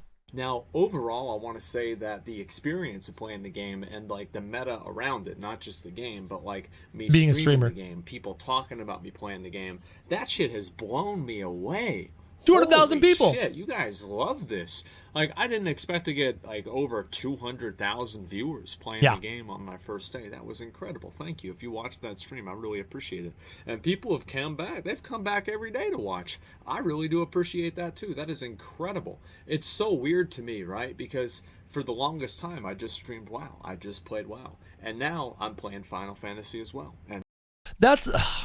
There's something about being trapped within one game. I've been there multiple times on multiple genres where you're afraid to branch out and try something new because the last thing you need to happen is have your audience go just peace and leave. So for Zach to take this kind of a brave jump to start with World of Warcraft and to try at least Final Fantasy XIV, on the flip side, he did it very intelligently. He's made it an event. He was talking about starting 14 for 2 to 3 months beforehand, and then almost a month out, he actually said the official day.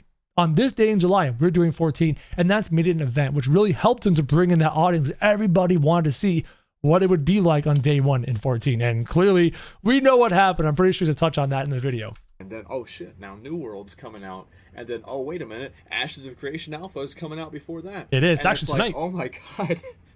You know, when it rains, it pours. That's basically the way that I feel. So, it's a good thing, by the way. Rainy day keeps the shower away. So anyway, I want to kind of talk a little bit about the positives and negatives about the game. I think here we go. This is what I want. The worst thing about Final Fantasy XIV is buying the game, and I really mean this. I think that is the. It's so true. Okay. If Square Enix could do anything, it would be to simplify the purchasing process. I tried to buy the game for myself. It was a pain in the behind. There's a website, there's a MOG station, and then there's the official website, and you need to have to be logged into both. And then you can buy a version of the game for the console, a version of the game for the PC. And if you have to buy one for each one to actually play on the same account combined, it's so convoluted and complicated. Like Blizzard does a great job. They got one launcher. All the games are on it. You buy it through that. It's done. Man, fix that. Square. Just streamline it, make it as frictionless as possible. That'd be fantastic. Genuine worst thing about it, using their website and trying to figure out oh, well, you have a Square Enix account, but you don't have a Final Fantasy account. Oh, well, you have to buy this, but if you buy it on Steam, then it's different. Like, what the fuck? Like, just make it simple. It's like Blizzard, okay? Like, one thing that they do right is they make it easy to give them money, okay? And I would love if Square Enix could at least get their shit together a little bit with that, because I'll be honest, it took me 2 or 3 hours to try to figure out how all to do all that stuff. I had to buy one of the games twice. It was really annoying.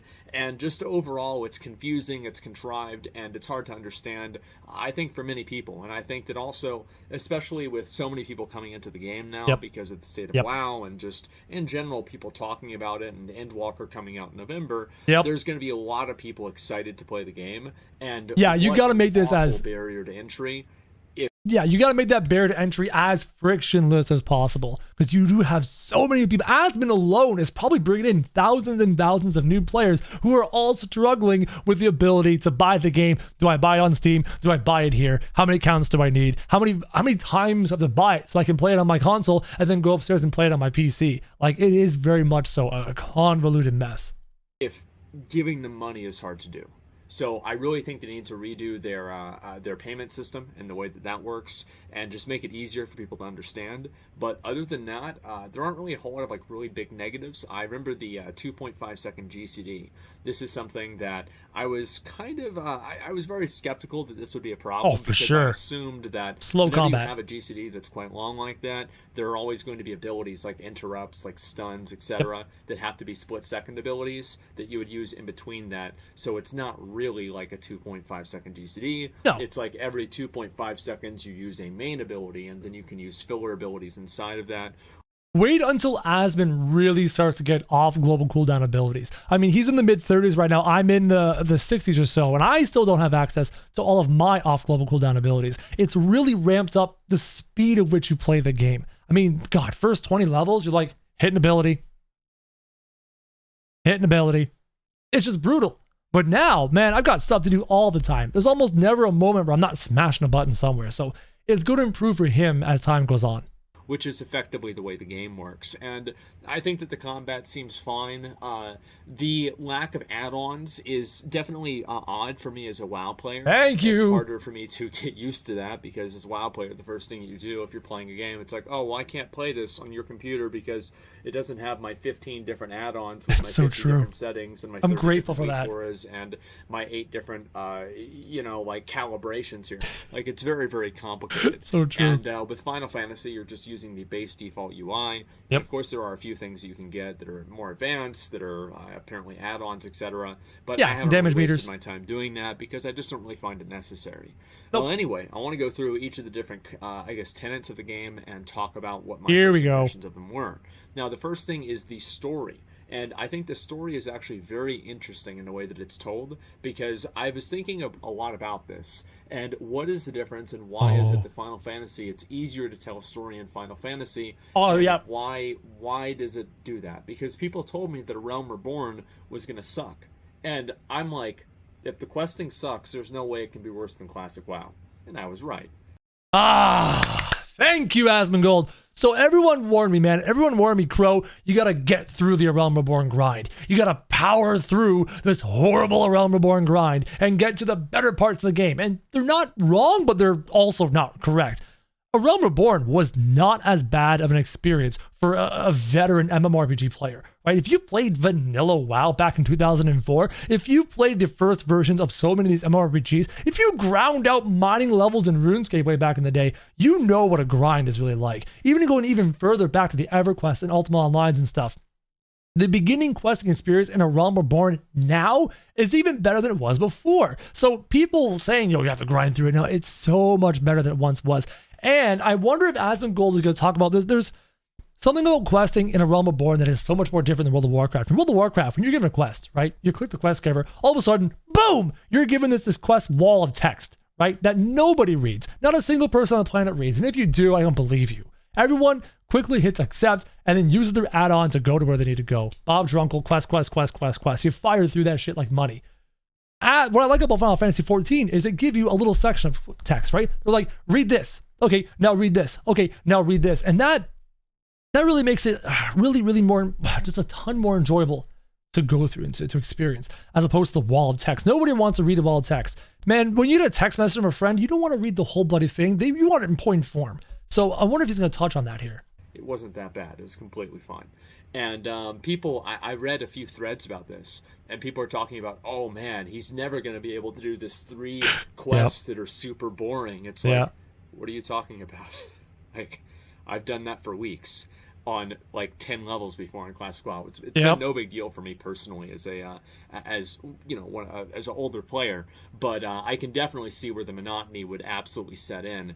But anyway, why is it that the dungeons, why the quests and the story in Final Fantasy, why is it that those things are told in such a more easily digestible format than what they do in WoW? And I think the difference is very simple. It's the difference between a tweet and a twit longer. Yeah, there it is. There it is. WoW tells their story in twit longers, and Final Fantasy tells their stories. Big walls of text. Basically, what I mean by that is that whenever you are listening to the Final Fantasy dialogue, it is giving you information in about this much of a little box, right? Meanwhile, whenever you do WoW, it's this much of a box. And you read the first 2 lines, and you're like, okay, what's the objective? But in Final Fantasy, because many times the information is very short and it's presented to you in very bite-sized formats, it makes it easier to digest for the user, and I think that it also makes it easier for people to understand the story because it's being given to them in these very specific increments. And I think also creating the dialogues between the different characters and the in-game cutscenes does give people a better way to personify who those characters are and give a better idea of who's saying what and who feels what way. Having cutscenes in this game from day one is a blessing comparison to like vanilla World of Warcraft or World of Warcraft through almost its entire existence. Being able to have the characters talk to you and have your character talk to the characters, and the voice acting and all that jazz has added a level to the questing and the experience that other MMOs don't really offer. SWTOR did. I really enjoyed the voice acting in SWTOR. But other than that, it wasn't quite to the level that I've experienced in 14. And I'm actually happy that Asmon's really started to enjoy that in this game. So I do think it really matters to do that. And in Final Fantasy, I really do feel that they've done a very good job with that. Now, another element with this, so storytelling overall, I think that it is great. I like the storytelling. And one of the things about the storytelling that I think is very interesting, and this is something that probably one of the main reasons why I wanted to make this video is to share this idea that I've had, is that I believe that storytelling is actually one of the reasons why Final Fantasy doesn't have as much of a, quote, toxic community as World of Warcraft. And I don't necessarily think this is maybe entirely true in all ways, but I want to draw a distinction between the way that Final Fantasy deals with antagonists versus the way that World of Warcraft deals with antagonists. I think I know where he's going to go with this. So the one beautiful thing about Final Fantasy is that sometimes villains are just bad and you have to defeat them. But there are times where the villains are bad, but you can reason with them and you can talk to them. You can eventually convince them that, hey, the bad thing that you're doing isn't completely bad, or you shouldn't be this way. How about you try this way? And sometimes you can sway the villain to the good side. Anime is filled with examples of that's a great face, of swaying the villain to your line of thinking. All your shonens, your Naruto's, your Bleach, etc. Swaying the bad guy to the good side, into the good way of thinking, is very much a Japanese culture thing. Whereas here in the West, it's, hey, there's a bad guy. Kill the bad guy. And you kill the bad guy. Yay, we killed the bad guy. And that sums up how we kind of cover those things. I wonder what, like, in Final Fantasy XIV, there's a lot, like Nero is a great example. I love Nero now. Nero was a villain, and now he's kind of like an anti-hero. He's fantastic. So let's keep going. Almost every single time in Final Fantasy, especially in the early quests, that you have an antagonist, there is a point where the antagonist comes to a realization that they have done something wrong, and then after that, there is generally a point of mercy where people think, oh, well, you know, he gets it, he understands, we're going to give him a second chance. So in so many cases in Final Fantasy, there is a element of forgiveness. There is an element of redemption. whereas in World of Warcraft, there is an element of retribution and execution much more often than there is. And I think that just telling a narrative in the way that you create the idea that people are, you know, redeemable, and you have somebody does something really bad, everybody's really mad at them, and they're given forgiveness, I think that in a very, very subtle way sets the tone for interactions in the game. Yeah, like all the villains have so many layers in Final Fantasy XIV. They're not just, I am bad guy, want to do bad thing. There's always a reason. How many times in 14 have we defeated a villain, and the villain in his dying breath says something very profound and wonderful? And it adds humanity to the characters in the game. And that's exceptional. That's not something you experience in any other MMORPG, to be honest. And I think in a way that does kind of create a paradigm in which to interact with each other in the game. And I think that having that narrative where players are not just instantly executed for doing something wrong, you know, most quest lines do not end in the person that's causing the trouble being put in jail or destroyed or killed or something like that. I think the end result of that is a more understanding player base because they've been conditioned to feel that way through the narratives in the game. Oh, so what he's talking about is it's kind of like how your culture is dictated by the top of the hierarchy, right? Whether it's a workplace or whatever, who at the top, they dictate what kind of culture they want in their workplace or in their hierarchy, and it filters down to everyone else. So what he's saying is because we treat our villains like this and we give them redeeming qualities, and sometimes we redeem them entirely, it helps to tamper down on the toxicity of the game.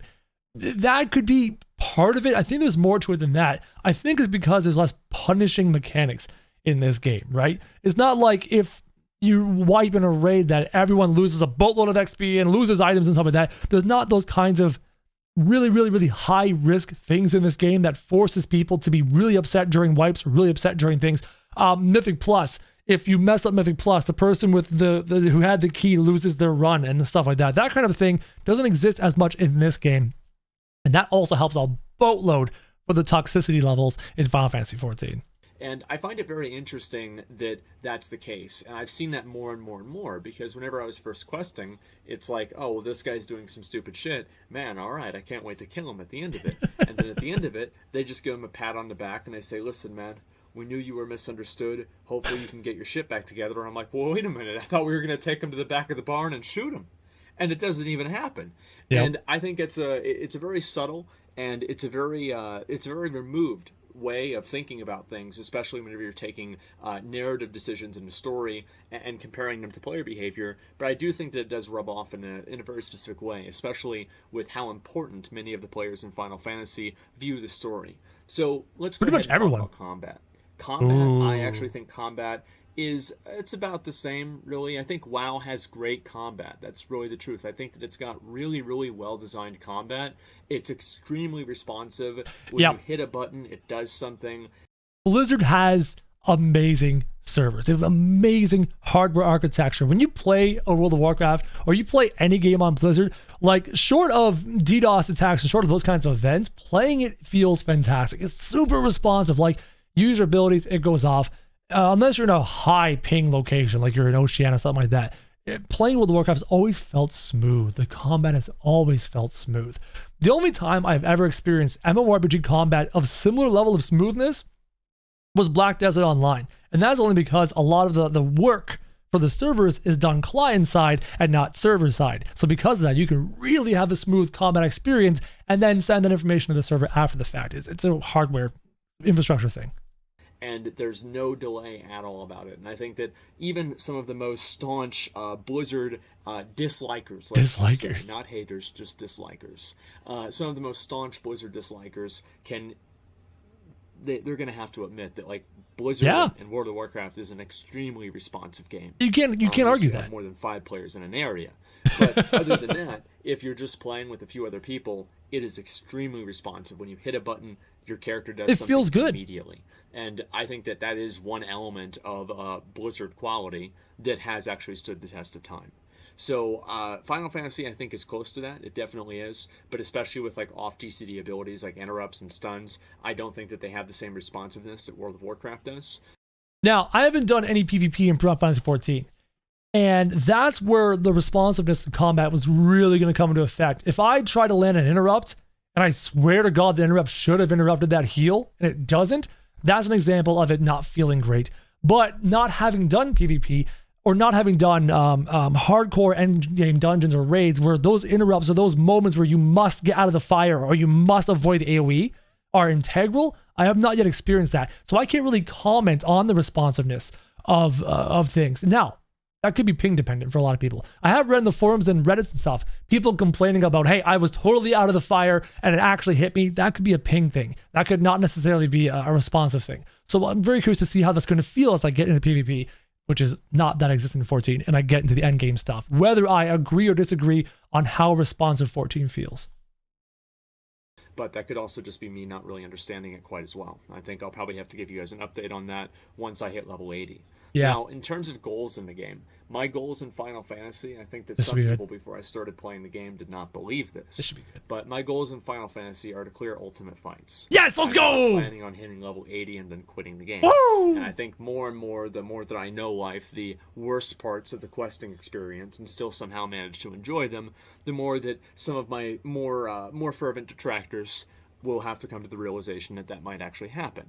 So, guys, he's going to experience Heaven's Word. He's going to experience Stormbringers or Stormblood. He's going to experience Shadowbringers. He's going to experience the best parts of his story, and I am so absolutely jacked for that. I am, after just going through Heaven's Word, I can't wait to watch his reactions for the moments that gut-wrenched me in this game. And then on top of that, not only is he going to experience the story and experience every moment of the story, he's actually going to want to experience the Savage Raids and the Ultimates. And that will absolutely give him the best complete impression of everything Final Fantasy XIV has to offer. When it comes to the story and when it comes to the raiding, he's going to do it all. Now, will he do crafting and gathering? Will he do the housing nightmare? I'm not too sure. But the fact that he said, I'm going to finish the game, get to 80, and he wants to do Ultimates, you could not ask for someone like Asmon to do better than that, to give the game that much of a full, immersive take, to make an informed decision on whether he likes it or not in comparison to World of Warcraft. That's about as educated as an opinion as you could ever get in this game. I'm very excited about that. Honestly, I've been watching some of the fights just on different people's channels, etc. And I am so Look at excited his smile. to do the raids. I think they're so cool. And it's the thing is with me and WoW is like I used to really, really love to raid. And the worst part about raiding for me is the other people, right? Like I love doing the fights, but whenever I've got Billy the dipshit who just keeps standing in the fire, and I'm spending 3 hours of my day, 3 days a week, waiting on Billy to figure out that the fire's hot, I'm not necessarily having a good time. So that's been a big problem that I've had with WoW raiding. And Final Fantasy, you have less people in Ultimates. I think it's 8 people instead of 20 in Mythics. So hopefully we can be a little bit more specific in who we're going to invite in and who we're going to let in. And so one beautiful thing about Ultimates is there's only 8 people. You guys know that. So because of that, you have to be good. You can't really be carried in an Ultimate. What he has the convenience of doing is being able to really pick and choose his other 7 players so that he knows that they're top-notch players, but he himself will have to actually perform in only an 8-man raid because there's 8 points of failure. There's 8 ways for it to mess up as opposed to 20 or 40. One person in 40 can easily get lost, but 8 people, that's a lot of individual responsibility, as Chad is saying. So watching him try and do the 8-man ultimate is going to be phenomenal content. It's going to be top tier content. I can't wait. And I really am actually looking forward to progressing through the Mythic system, or not Mythic, the Ultimate and Savage, and I think Extreme systems for some of the older fights in Final Fantasy. Like, this is something that I'm genuinely excited about and genuinely looking forward to. And it's not even really about the armor. Like, the armor is cool, and don't get me wrong. Like, we're definitely going to be talking about the armor a little bit here.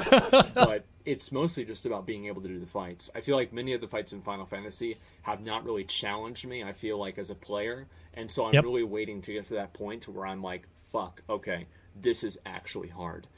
I felt that way. I felt that way playing the game, and I felt that way watching them. When you're doing like Ifrit, first time, on normal, and then you're doing like Titan at level in the 30s and stuff, and even Garuda is like pretty simple with the walls and the pillars and the wind and stuff. even myself, who's not as experienced as Asmon in endgame raiding, I'm like, okay, come on, let's step up. Let's take off the kid gloves. Let's take off the baby boots, and let's play this for real. But I think it was Praetorium. For me, Praetorium, the big weapon fight at the end, there was a lot more AoEs on the ground, a lot more going on. And that was the first time I really felt my blood pressure go up, my adrenaline go up a little bit in that Praetorium fight. Even though there was clearly higher level characters going through it and we powered through it pretty quickly, that weapon fight at the end of Praetorium was my first introduction to kind of where this was going in terms of difficulty in raids. So when he gets to Praetorium and he experiences that final fight, I can't wait to see his reaction and whether he gets a little bit of a rush doing that fight. We'll have to wait and see. And I'm not, the greatest player ever, so I think that it will probably happen at a certain point, probably soon. Other than that, I think mounts are definitely very interesting in Final Fantasy, considering the fact that all it's you, can Asmon. fly, and it's not just the ones with wings. There is literally an elephant that flies. So this is a little bit silly to me. I'm going to be honest with you. It is a little bit silly to me, but it's one of those things you don't really think about a whole lot. I don't really give a shit that much. It was something that I thought would be more annoying than it was, and the reason why I think it's not that annoying is Final Fantasy is like, it's basically the highest form of fantasy fiction that there is. Bingo! So you have like these giant airships, these giant monsters with metallic metal swords that are coming out, and they're like katanas, and there's fire coming off of them. And then you see an elephant flying around, and it's like, yeah, of course the elephant's flying. It's not that. Like, the further you get in the game and the more crazy things you see in the game, the more you realize that a flying cat is like, that's nothing. Flying cat, little fuzzy flat flying cat thing, that's nothing. Oh, the horse can fly? The horse can fly, that's nothing. I'm glad he kind of realizes that, and he doesn't even understand just how crazy things get in this game. A flying T-Rex, who cares? There's nothing, man. This game gets nuts with all of its amazing amount of magical technology and high fantasy elements. It fits in the world. That big of a deal. So in the scope of Final Fantasy, elephants literally flying, pigs flying, is actually not that crazy at all. So I'm really worried about that too much. Then in terms of the community has been, you guys know, my community experiences in Final Fantasy have been very colorful. And there has been a lot of people that have been a little bit annoying, but shout out to Square Enix. They've actually done a good job at trying to at least try to give me as much of a normal experience as possible. There were a number of people trying to grief me and just stream snipe me and just generally be annoying as possible, like try to get on the screen and cover up as much of my screen as possible so I couldn't see anything.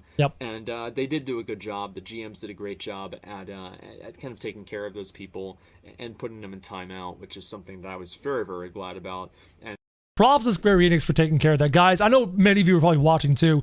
His first moments in Limsa Luminza, or as Lisa Lamasa, as they called it, or whatever he called it, when he tried to leave the instanced starting zone and he couldn't physically leave and got an error message of there were too many people in the zone waiting for him. I had never seen that in this game before. I didn't know that was a thing. So that is just a small example of the kind of hype, but kind of harassment that you can get as a big streamer. It was horrific. That's a great way to put it. It was horrific. I didn't know that was possible. I didn't know that was a thing.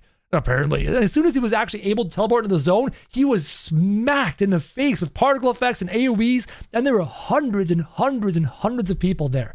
So I'm glad that Square Enix stepped in and started temporarily banning or permanently banning people who are harassing his experience. And I'm glad he powered through that. That takes a lot of guts and a lot of cojones to power through that. And now just going, you know what, screw it, going back to WoW.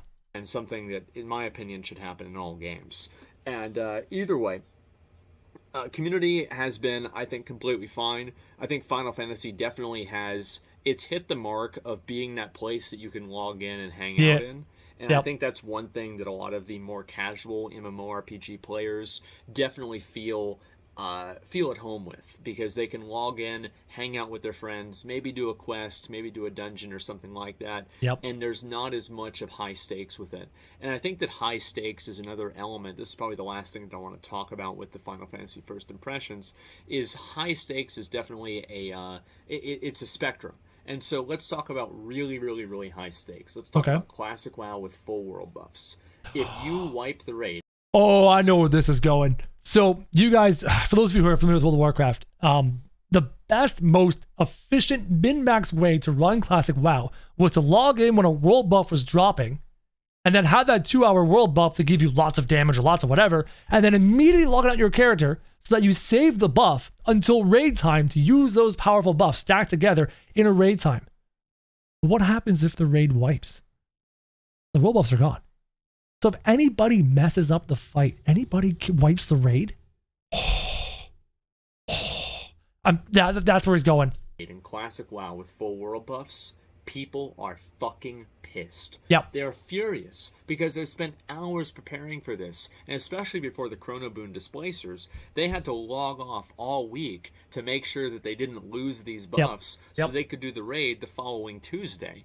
And then finally they get to the raid and somebody fucks it up and they lose all of their work that they've been looking forward to for the entire week. So you have that much loss and you can lose that much. Yep. And you get that's toxicity. You have that's people toxicity. Get really, really angry about that because they lose so much through wiping. Yep. And also, I think a little bit of a lesser extent here, let's talk about Mythic Plus. Why is Mythic Plus a little bit more toxic than, let's say, Dungeons in Final Fantasy? It's very simple. Because if you fuck up a dungeon in Final Fantasy, you just get somebody else in the group and it's not a big deal. But if you fuck up a Mythic Plus, you lose your key and it gets depleted. So the element of scarcity, the element of loss is a little bit more prevalent in World of Warcraft. And because of that, that scarcity creates pressure and that pressure creates toxicity. And I think Final Fantasy takes the pressure off in a lot of those cases and doesn't create those lose conditions that are so punishing for players that it makes them resent each other. One thing that I like about 14 is that there's a group finder section where you can actually type in your requirements for what this dungeon or this raid is going to be for. I can't remember the actual name for the system, but I saw in there examples of people typing in, hey, we all suck. We're all bad, but we're working together to attempt this Savage Raid. This is a learning version of Savage Raid. So we're looking for people who also want to learn the Savage Raid to group up together and try and figure it out together. So those kinds of things exist in the system where you could have groups learning ultimates, learning party finder. Thank you. It's a party finder. That's fantastic. That's a great way to avoid the toxicity on top of everything I've been saying, where you can use the party finder to form a raid. I, as a raider, can go, hi, I'm Crow. I'm trying to learn this fight. Please come into my party and we'll learn the fight together. That's way better than queuing up randomly with a bunch of people who are trying to beat it and most of them know what you're doing, but you don't. That's fantastic. Absolutely fantastic. Can't wait for him to figure that out. And I think that is a very, very impactful thing. And I actually think that Blizzard should look at that and try to create more challenging boss fights and rather than creating more punishing boss fights. Yes. I'd rather be challenged than punished. Yes. I guess that's kind of a good way to look at it. But of course, there's a lot more to it as well. But anyway, my experience overall with the game has actually been very good.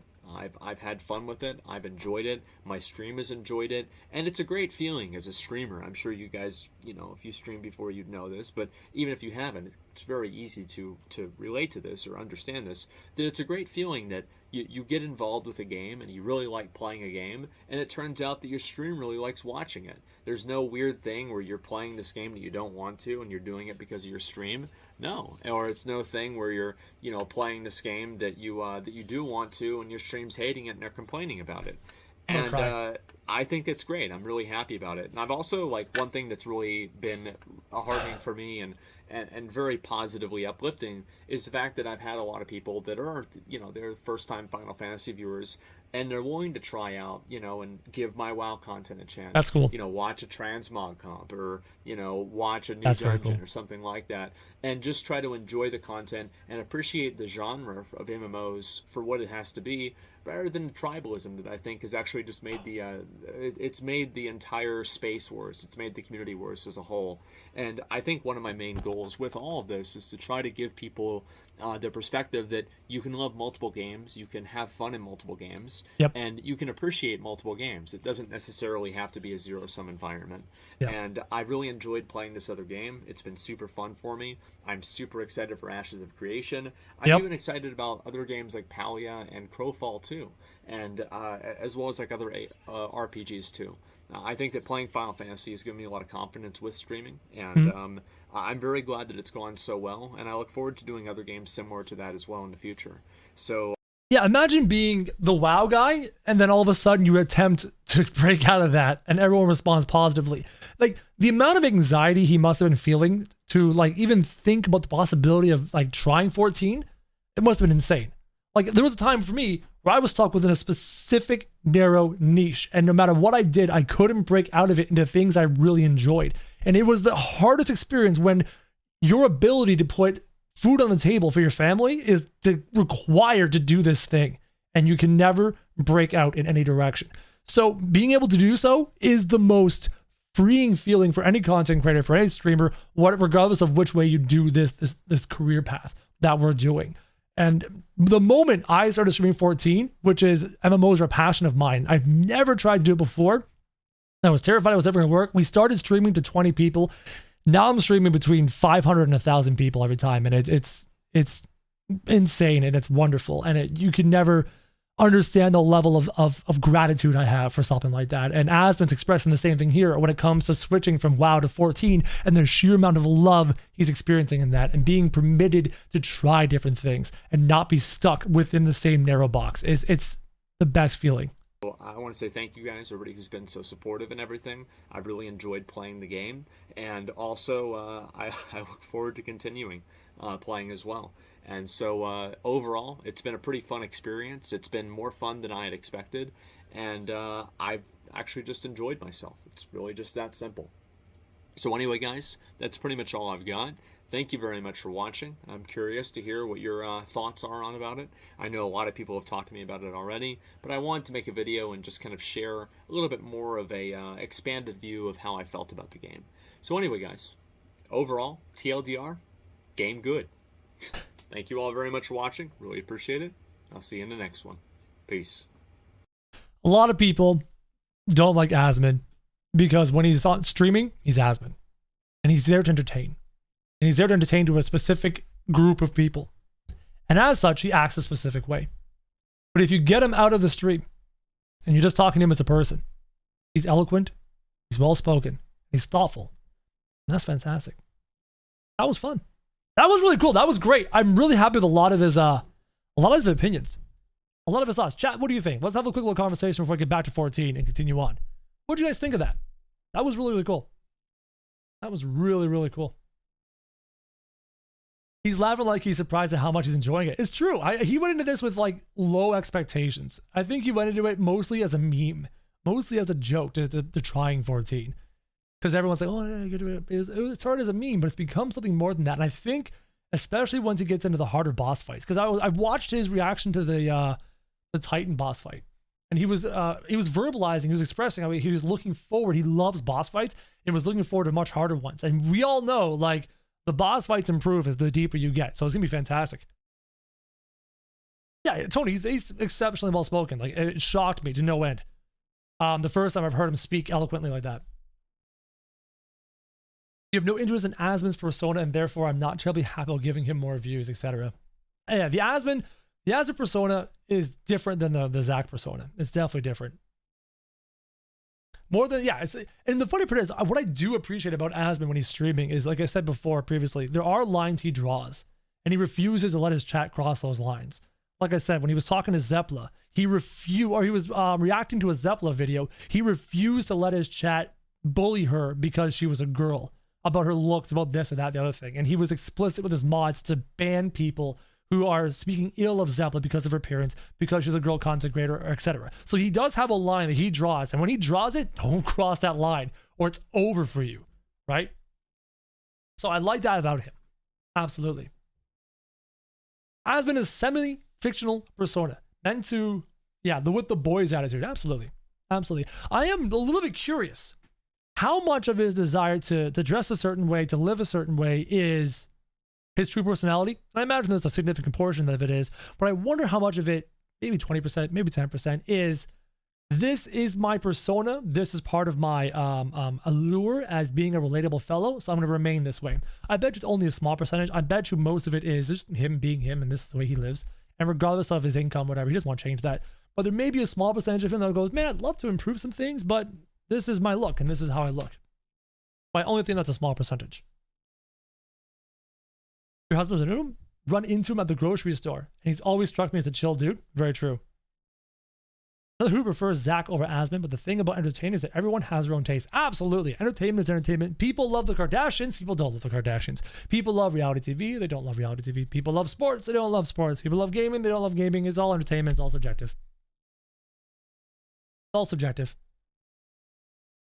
And he's more relaxed as Zachwar on his alt Twitch. Makes a lot of sense. Haven't been around for his WoW drama. That's also true. Yeah, the point, you're actually correct. You're very correct. The point that he made about the story reducing toxic interactions is a very fascinating take, wherein the narrative of the story and therefore the setting of the story makes it so that it reduces toxicity. I don't know how much bearing that has. It may have a percentage of an effect on the community because a certain kind of game attracts a certain kind of person, right? But I think it has more to do with the lack of really punishing systems like the Mythic Plus key system, like the World Boss buff system. That, reducing things like that really helps with toxicity. Let's get back into the game, shall we? Let's get back into the game. That was a really cool little video. I want to react to more good videos. Chat, if there's ever a really amazing video you want me to react to, let me know, okay? Be like, if it's a Zeppelin video, if it's like any of those kinds of things, let me know, chat. I'm always Moonty's still here. Hi, Moonty. I'm always willing to watch good content and give my thoughts and opinions.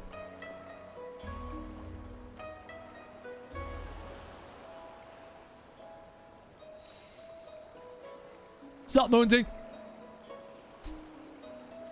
Quasi? I've commented on Quasi's video. He's fantastic. I love his personality. I love his take on things. Quasi's great. Quasi's great. Let's keep going.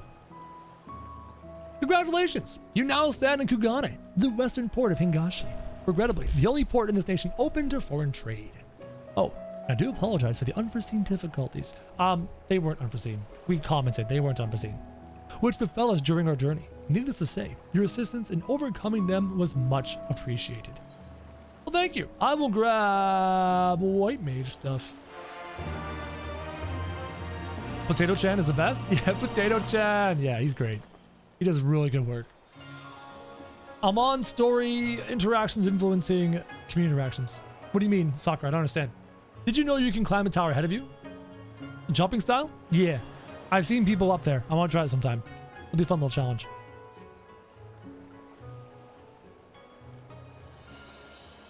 Glad though I am to have arrived, I would remind you, all that we are far from home, with limited resources at our disposal. I mispronounced it so bad.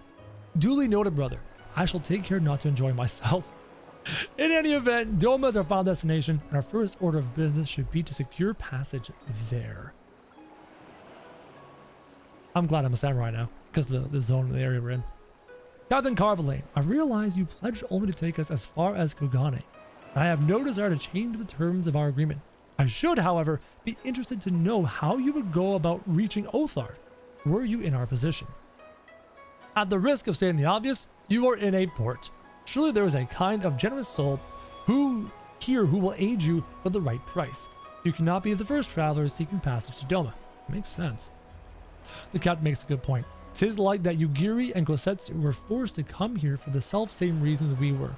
They must have found a way to Othard, assuming they are not still in the city. What if they are still in the city? Ere we seek passage, mayhap we first seek our friends.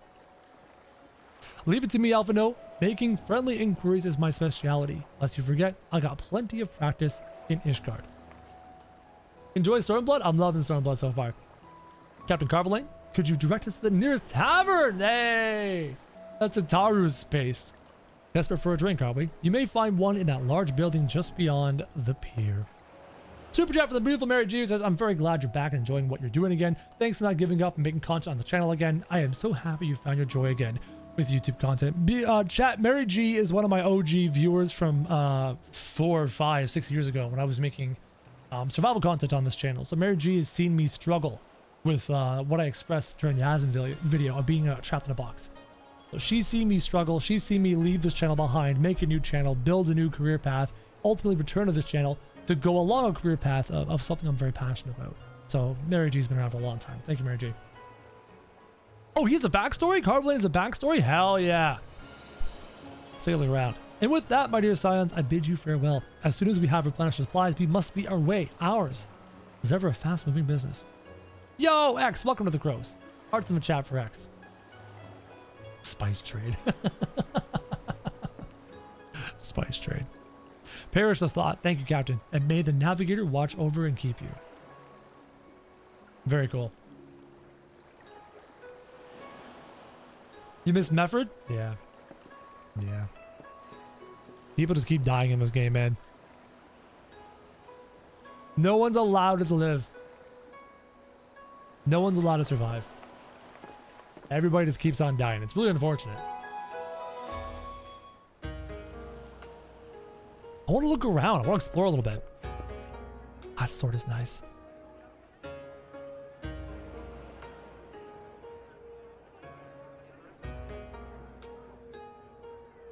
The size of those barrels. Massive. By the 12. I thought Ishgard remarkable, but this... We are certainly not in Eorzea anymore. It's true. A tavern is a tavern, Alphino, here or anywhere else. Now, if you'll excuse me, it's time to do what I do best. It's Atara's place to shine. Oh, 1,000 pardons, my lady. The Scions of the Seventh Dawn, I presume. How do you know? The voyage was not too trying. Who are you and how do you know? And you are? Ah, yes, of course. Forgive me. Hancock. Hancock of the East Aldenard Trading Company, at your service. On behalf of Chairman Lolorito, I bid you welcome to Kugani and invite you to take refreshments at our local offices. At first, I looked at him and I'm like, I don't like you.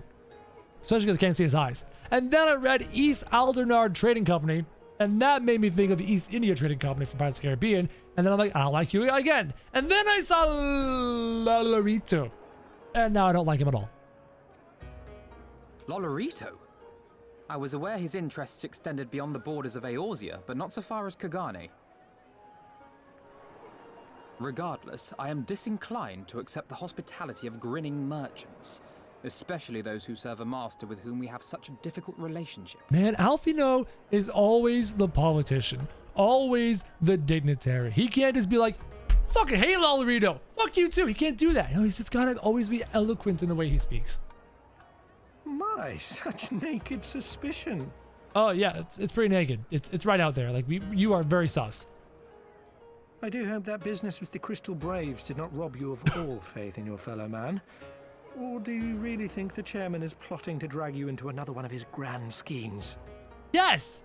Yes, I do think that. I beg your pardon.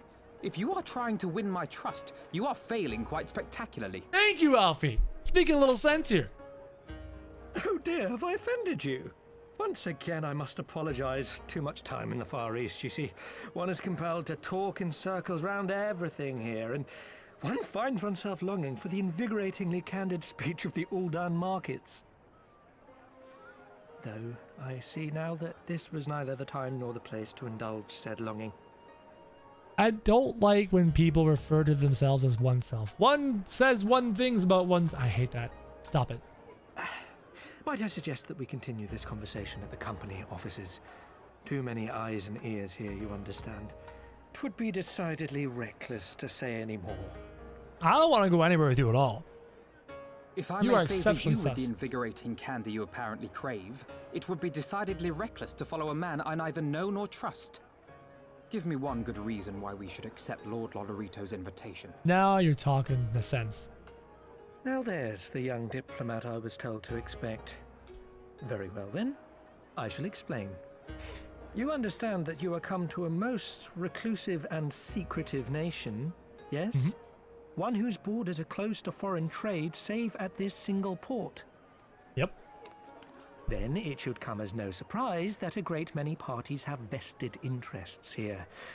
Merchants like myself are a given, of course, but for every one of us, you may be certain there is also an agent of a foreign government. Like Garlean. Like the Many Empire. notable nations and empires have embassies here, you know, including, of course, the Garlean Empire, with whom you have such a difficult relationship. It's true. To paraphrase, Kugani is teeming with Imperial spies, one or several of whom could now be listening to our every word. Something to that effect, yes. Beneath this veneer of bustling trade, a war for supremacy is being waged between world powers. One might say we were standing on the front lines. Interesting. Just not in That is public. interesting. I'm liking this more. Anytime you get the political intrigue between empires and stuff, this place is interesting. Me like it, like it. I still have my doubts, but he may have a point. I say we accept his invitation for now.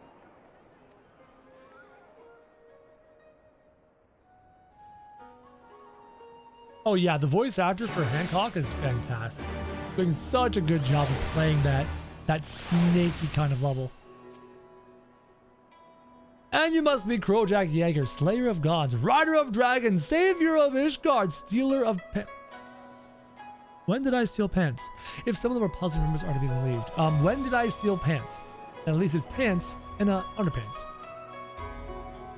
I knew it. May I say what an honor and a pleasure it is to make your acquaintance, good sir. I just know you and I are going to get along famously. I have long pointy stick. Long pointy stick go through torso of man. Now then, without further ado, let me escort you to the company offices. This should be fun. He's too obviously slimy to be just slimy. Nah, full slime. Full slime engaged. Don't tuss. Hey, hi, Very. I recognize this name. Hi. And then there's this Munti fellow. Look at this Moogle Munti. Munti Moogle. Just a little Moogle fellow. Hello. Hello. That is a beautiful paladin outfit. Oh my goodness. You are simply fabulous. Oh my god. I love everything about this outfit. This is fantastic. Just fantastic. Look at this place.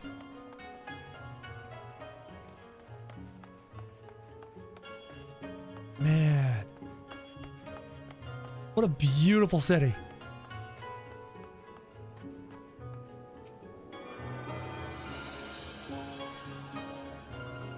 Wow. Just come and join it, chat. Don't mind me, I'm just gonna run around.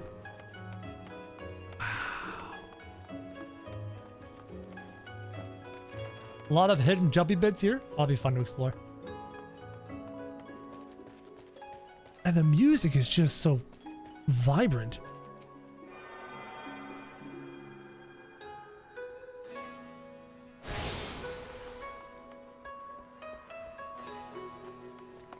This is a nice little courtyard. Wait a minute. Hey, it's Samurai Quest. I just got here by accident. Samurai, yet yours are not familiar face. Makoto's foreign guest, I think it is. My apologies, but she is not on hand to receive you. She is presently leading to a mission in Sakazuki, where insurgent leaders are meeting in secret. However, they are late to return, and I must confess that I grow worried. I would go and find them myself, but I cannot well abandon my post. Why don't I ask you to go in my stead? Yeah, just trust me to go do the thing you need to do. I'm out here? No, it's a town. No, the funny part is, Sean, is I'm walking around with no UI on, right? And all of a sudden I go this way, and there happens to be where I need to go for my samurai quest. Keep exploring.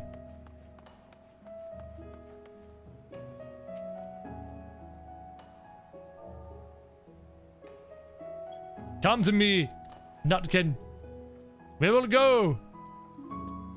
We will enjoy.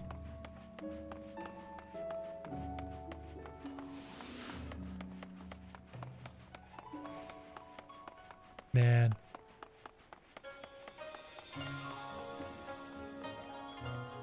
Oh, there's a little garden over here. Look at these trees. Sorry, just geeking out. Just geeking out.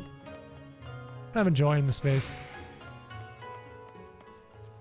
Ishgard, like, was great for me because I love high fantasy, right? Dragons and that kind of stuff. But I also love anime and Japanese culture, so this is like the other side of my interests are like resonating here. It's very pretty. Something screams Empire Emissary about this place. Hey? I think I'm right. I think this is an Empire Emissary. Yeah, interesting. How do you apologize for speaking out? No worries, Talithar, man. Have a good one. Oh, look at this old garden. Oh, that's so cool.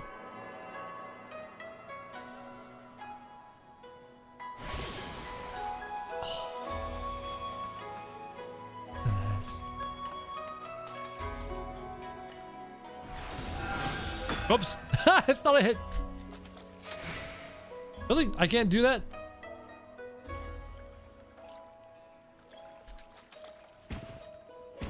Krojak died, just as he lived, face down in a koi pond. Super Chat Mick Warrior says, I must take my leave, but be sure that I will try to watch thine outings whenever I have opportunity to do so. May thy journey fare thee well. Thank you. Domo arigato. Thank you very much. Should I, get our warrior back up? He might be drowning by now. And our Nutkin is probably drowning too. Mr. Nutkin? You okay down there? Mr. Nutkin? Where's all the Aetherites in this town? Oh my god, there's a lot. Oh my god, there's a lot. Can I get through here? Yeah, I can. Cool. Super Chat Mavery says, have you fought the Warring Triad yet? Fiend, the Goddess, and the Demon. None of that sounds familiar. Nutkin has plot armor? Yeah. Eat. I did notice the koi's in the water. That's why I said koi pond. Okay, I got that one, that one, that one. Let me go to the Kagonitori markets. I don't have the markets yet, so let me go to the Ruby Bazaar. 8W optional trials? Cool. Alright, let's go grab this way and we'll grab all the Aether crystals over here. I can talk to you guys while we're doing it. The piranha and glams. Man, even the fish are glammed out. Jeez. Fish ain't got no chill. Hi, Munti. Ooh, I like your outfit. What's with the fish head? Munti. Shikoze Hakazi? Nope. Sexy gimme. Yeah. I'll grab the big main crystal in the middle now. That one. Housing district is really nicely done if you're bored sometime. I'm always bored. No, not really. You know what I mean? I'm always willing to check things out. You know what I mean? Alright. I did grab this one. My bad. So then I want to go and grab this one I did not grab. The Shiokaze Hostelry. Has he climbed yet? Nope. Not yet. Oh, this is the inn that we're just in. I did not see this shard. Yeah, I just arrived, chat.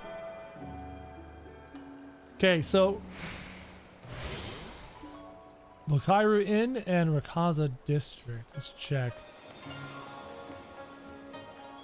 I don't think I got either of them. Okay, onwards. We go north.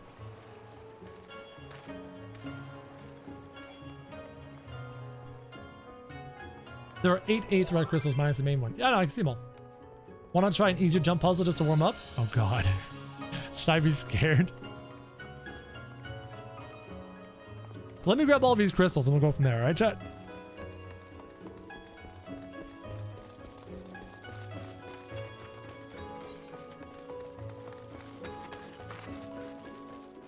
One over here. Dun, dun, dun, dun. I do need to do the main tower climb, don't you worry. Oh, hold on, hold on. Oh, that shield is gorgeous. Dude, that is beautiful. Oh, hello. You don't need to trade me. This is very kind of you.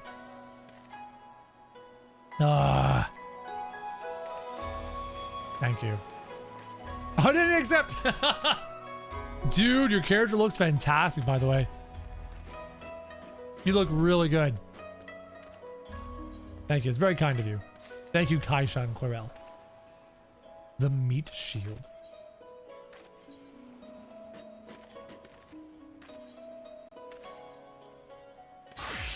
Where did Seeing Horde Guillotine? Oh, that's gonna be oh, my Dark Knight's gonna love that weapon. Oh my god, dude. And that was a Katana of the Goddess.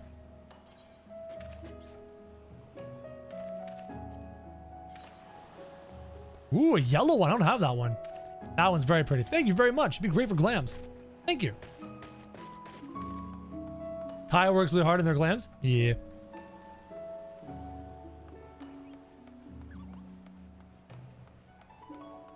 Man, that two-handed weapon, two-handed sword would be so good for my Dark Knight. Oh, man. Okay, there's that one, and then we've got... Oh, wait, hello. Hello. Hello. Hi. This is fun. This is really fun. Oh, it's Logarian. Hi. What? You can go on these two? Are you kidding me? Oh, the developers have done something really cool here, dude. Bro, this is fantastic. I'm watching you. Okay.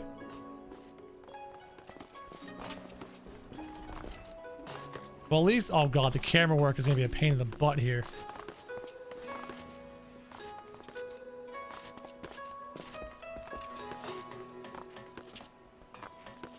Motion's gonna be annoying. Roop. Roop. Roop. I can't jump. I have to actually get a bit of a move in there, eh? That's interesting. This is fine. This is fine. Wow, the camera really makes this extra challenging. Damn it. It sucks I can't just like slightly move forward here, you son of a bitch.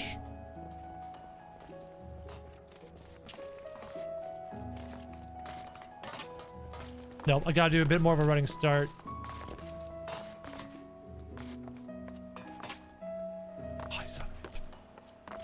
What have you made me do, chat? Look what you've started now. Now I've got to complete it. You're saying from over there, eh? What's the best way over there? How do I get over there? Okay, hold on. I'm on this platform here. Okay. Okay. No, you fraud!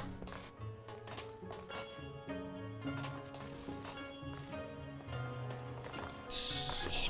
So hard. So much suck. So much suck.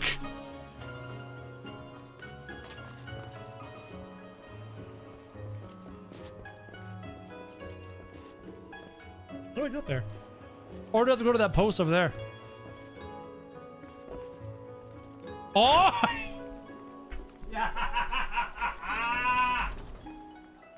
We're doing it another time, thanks!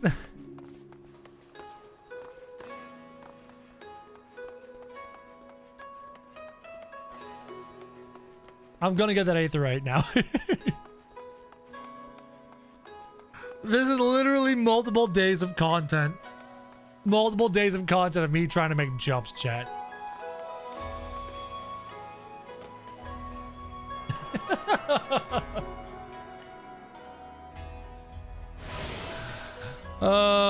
Is that all of them?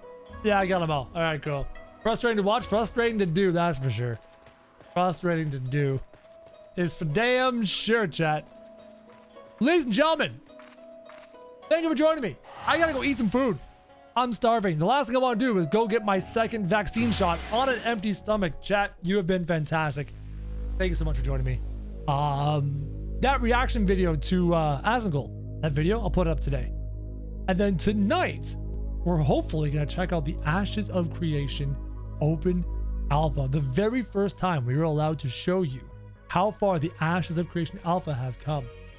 Thank you for joining me. I'm gonna eat some lunch. I'm gonna do a quick little workout. I'm gonna get my second vaccine, and then I'll see you guys later. Bye.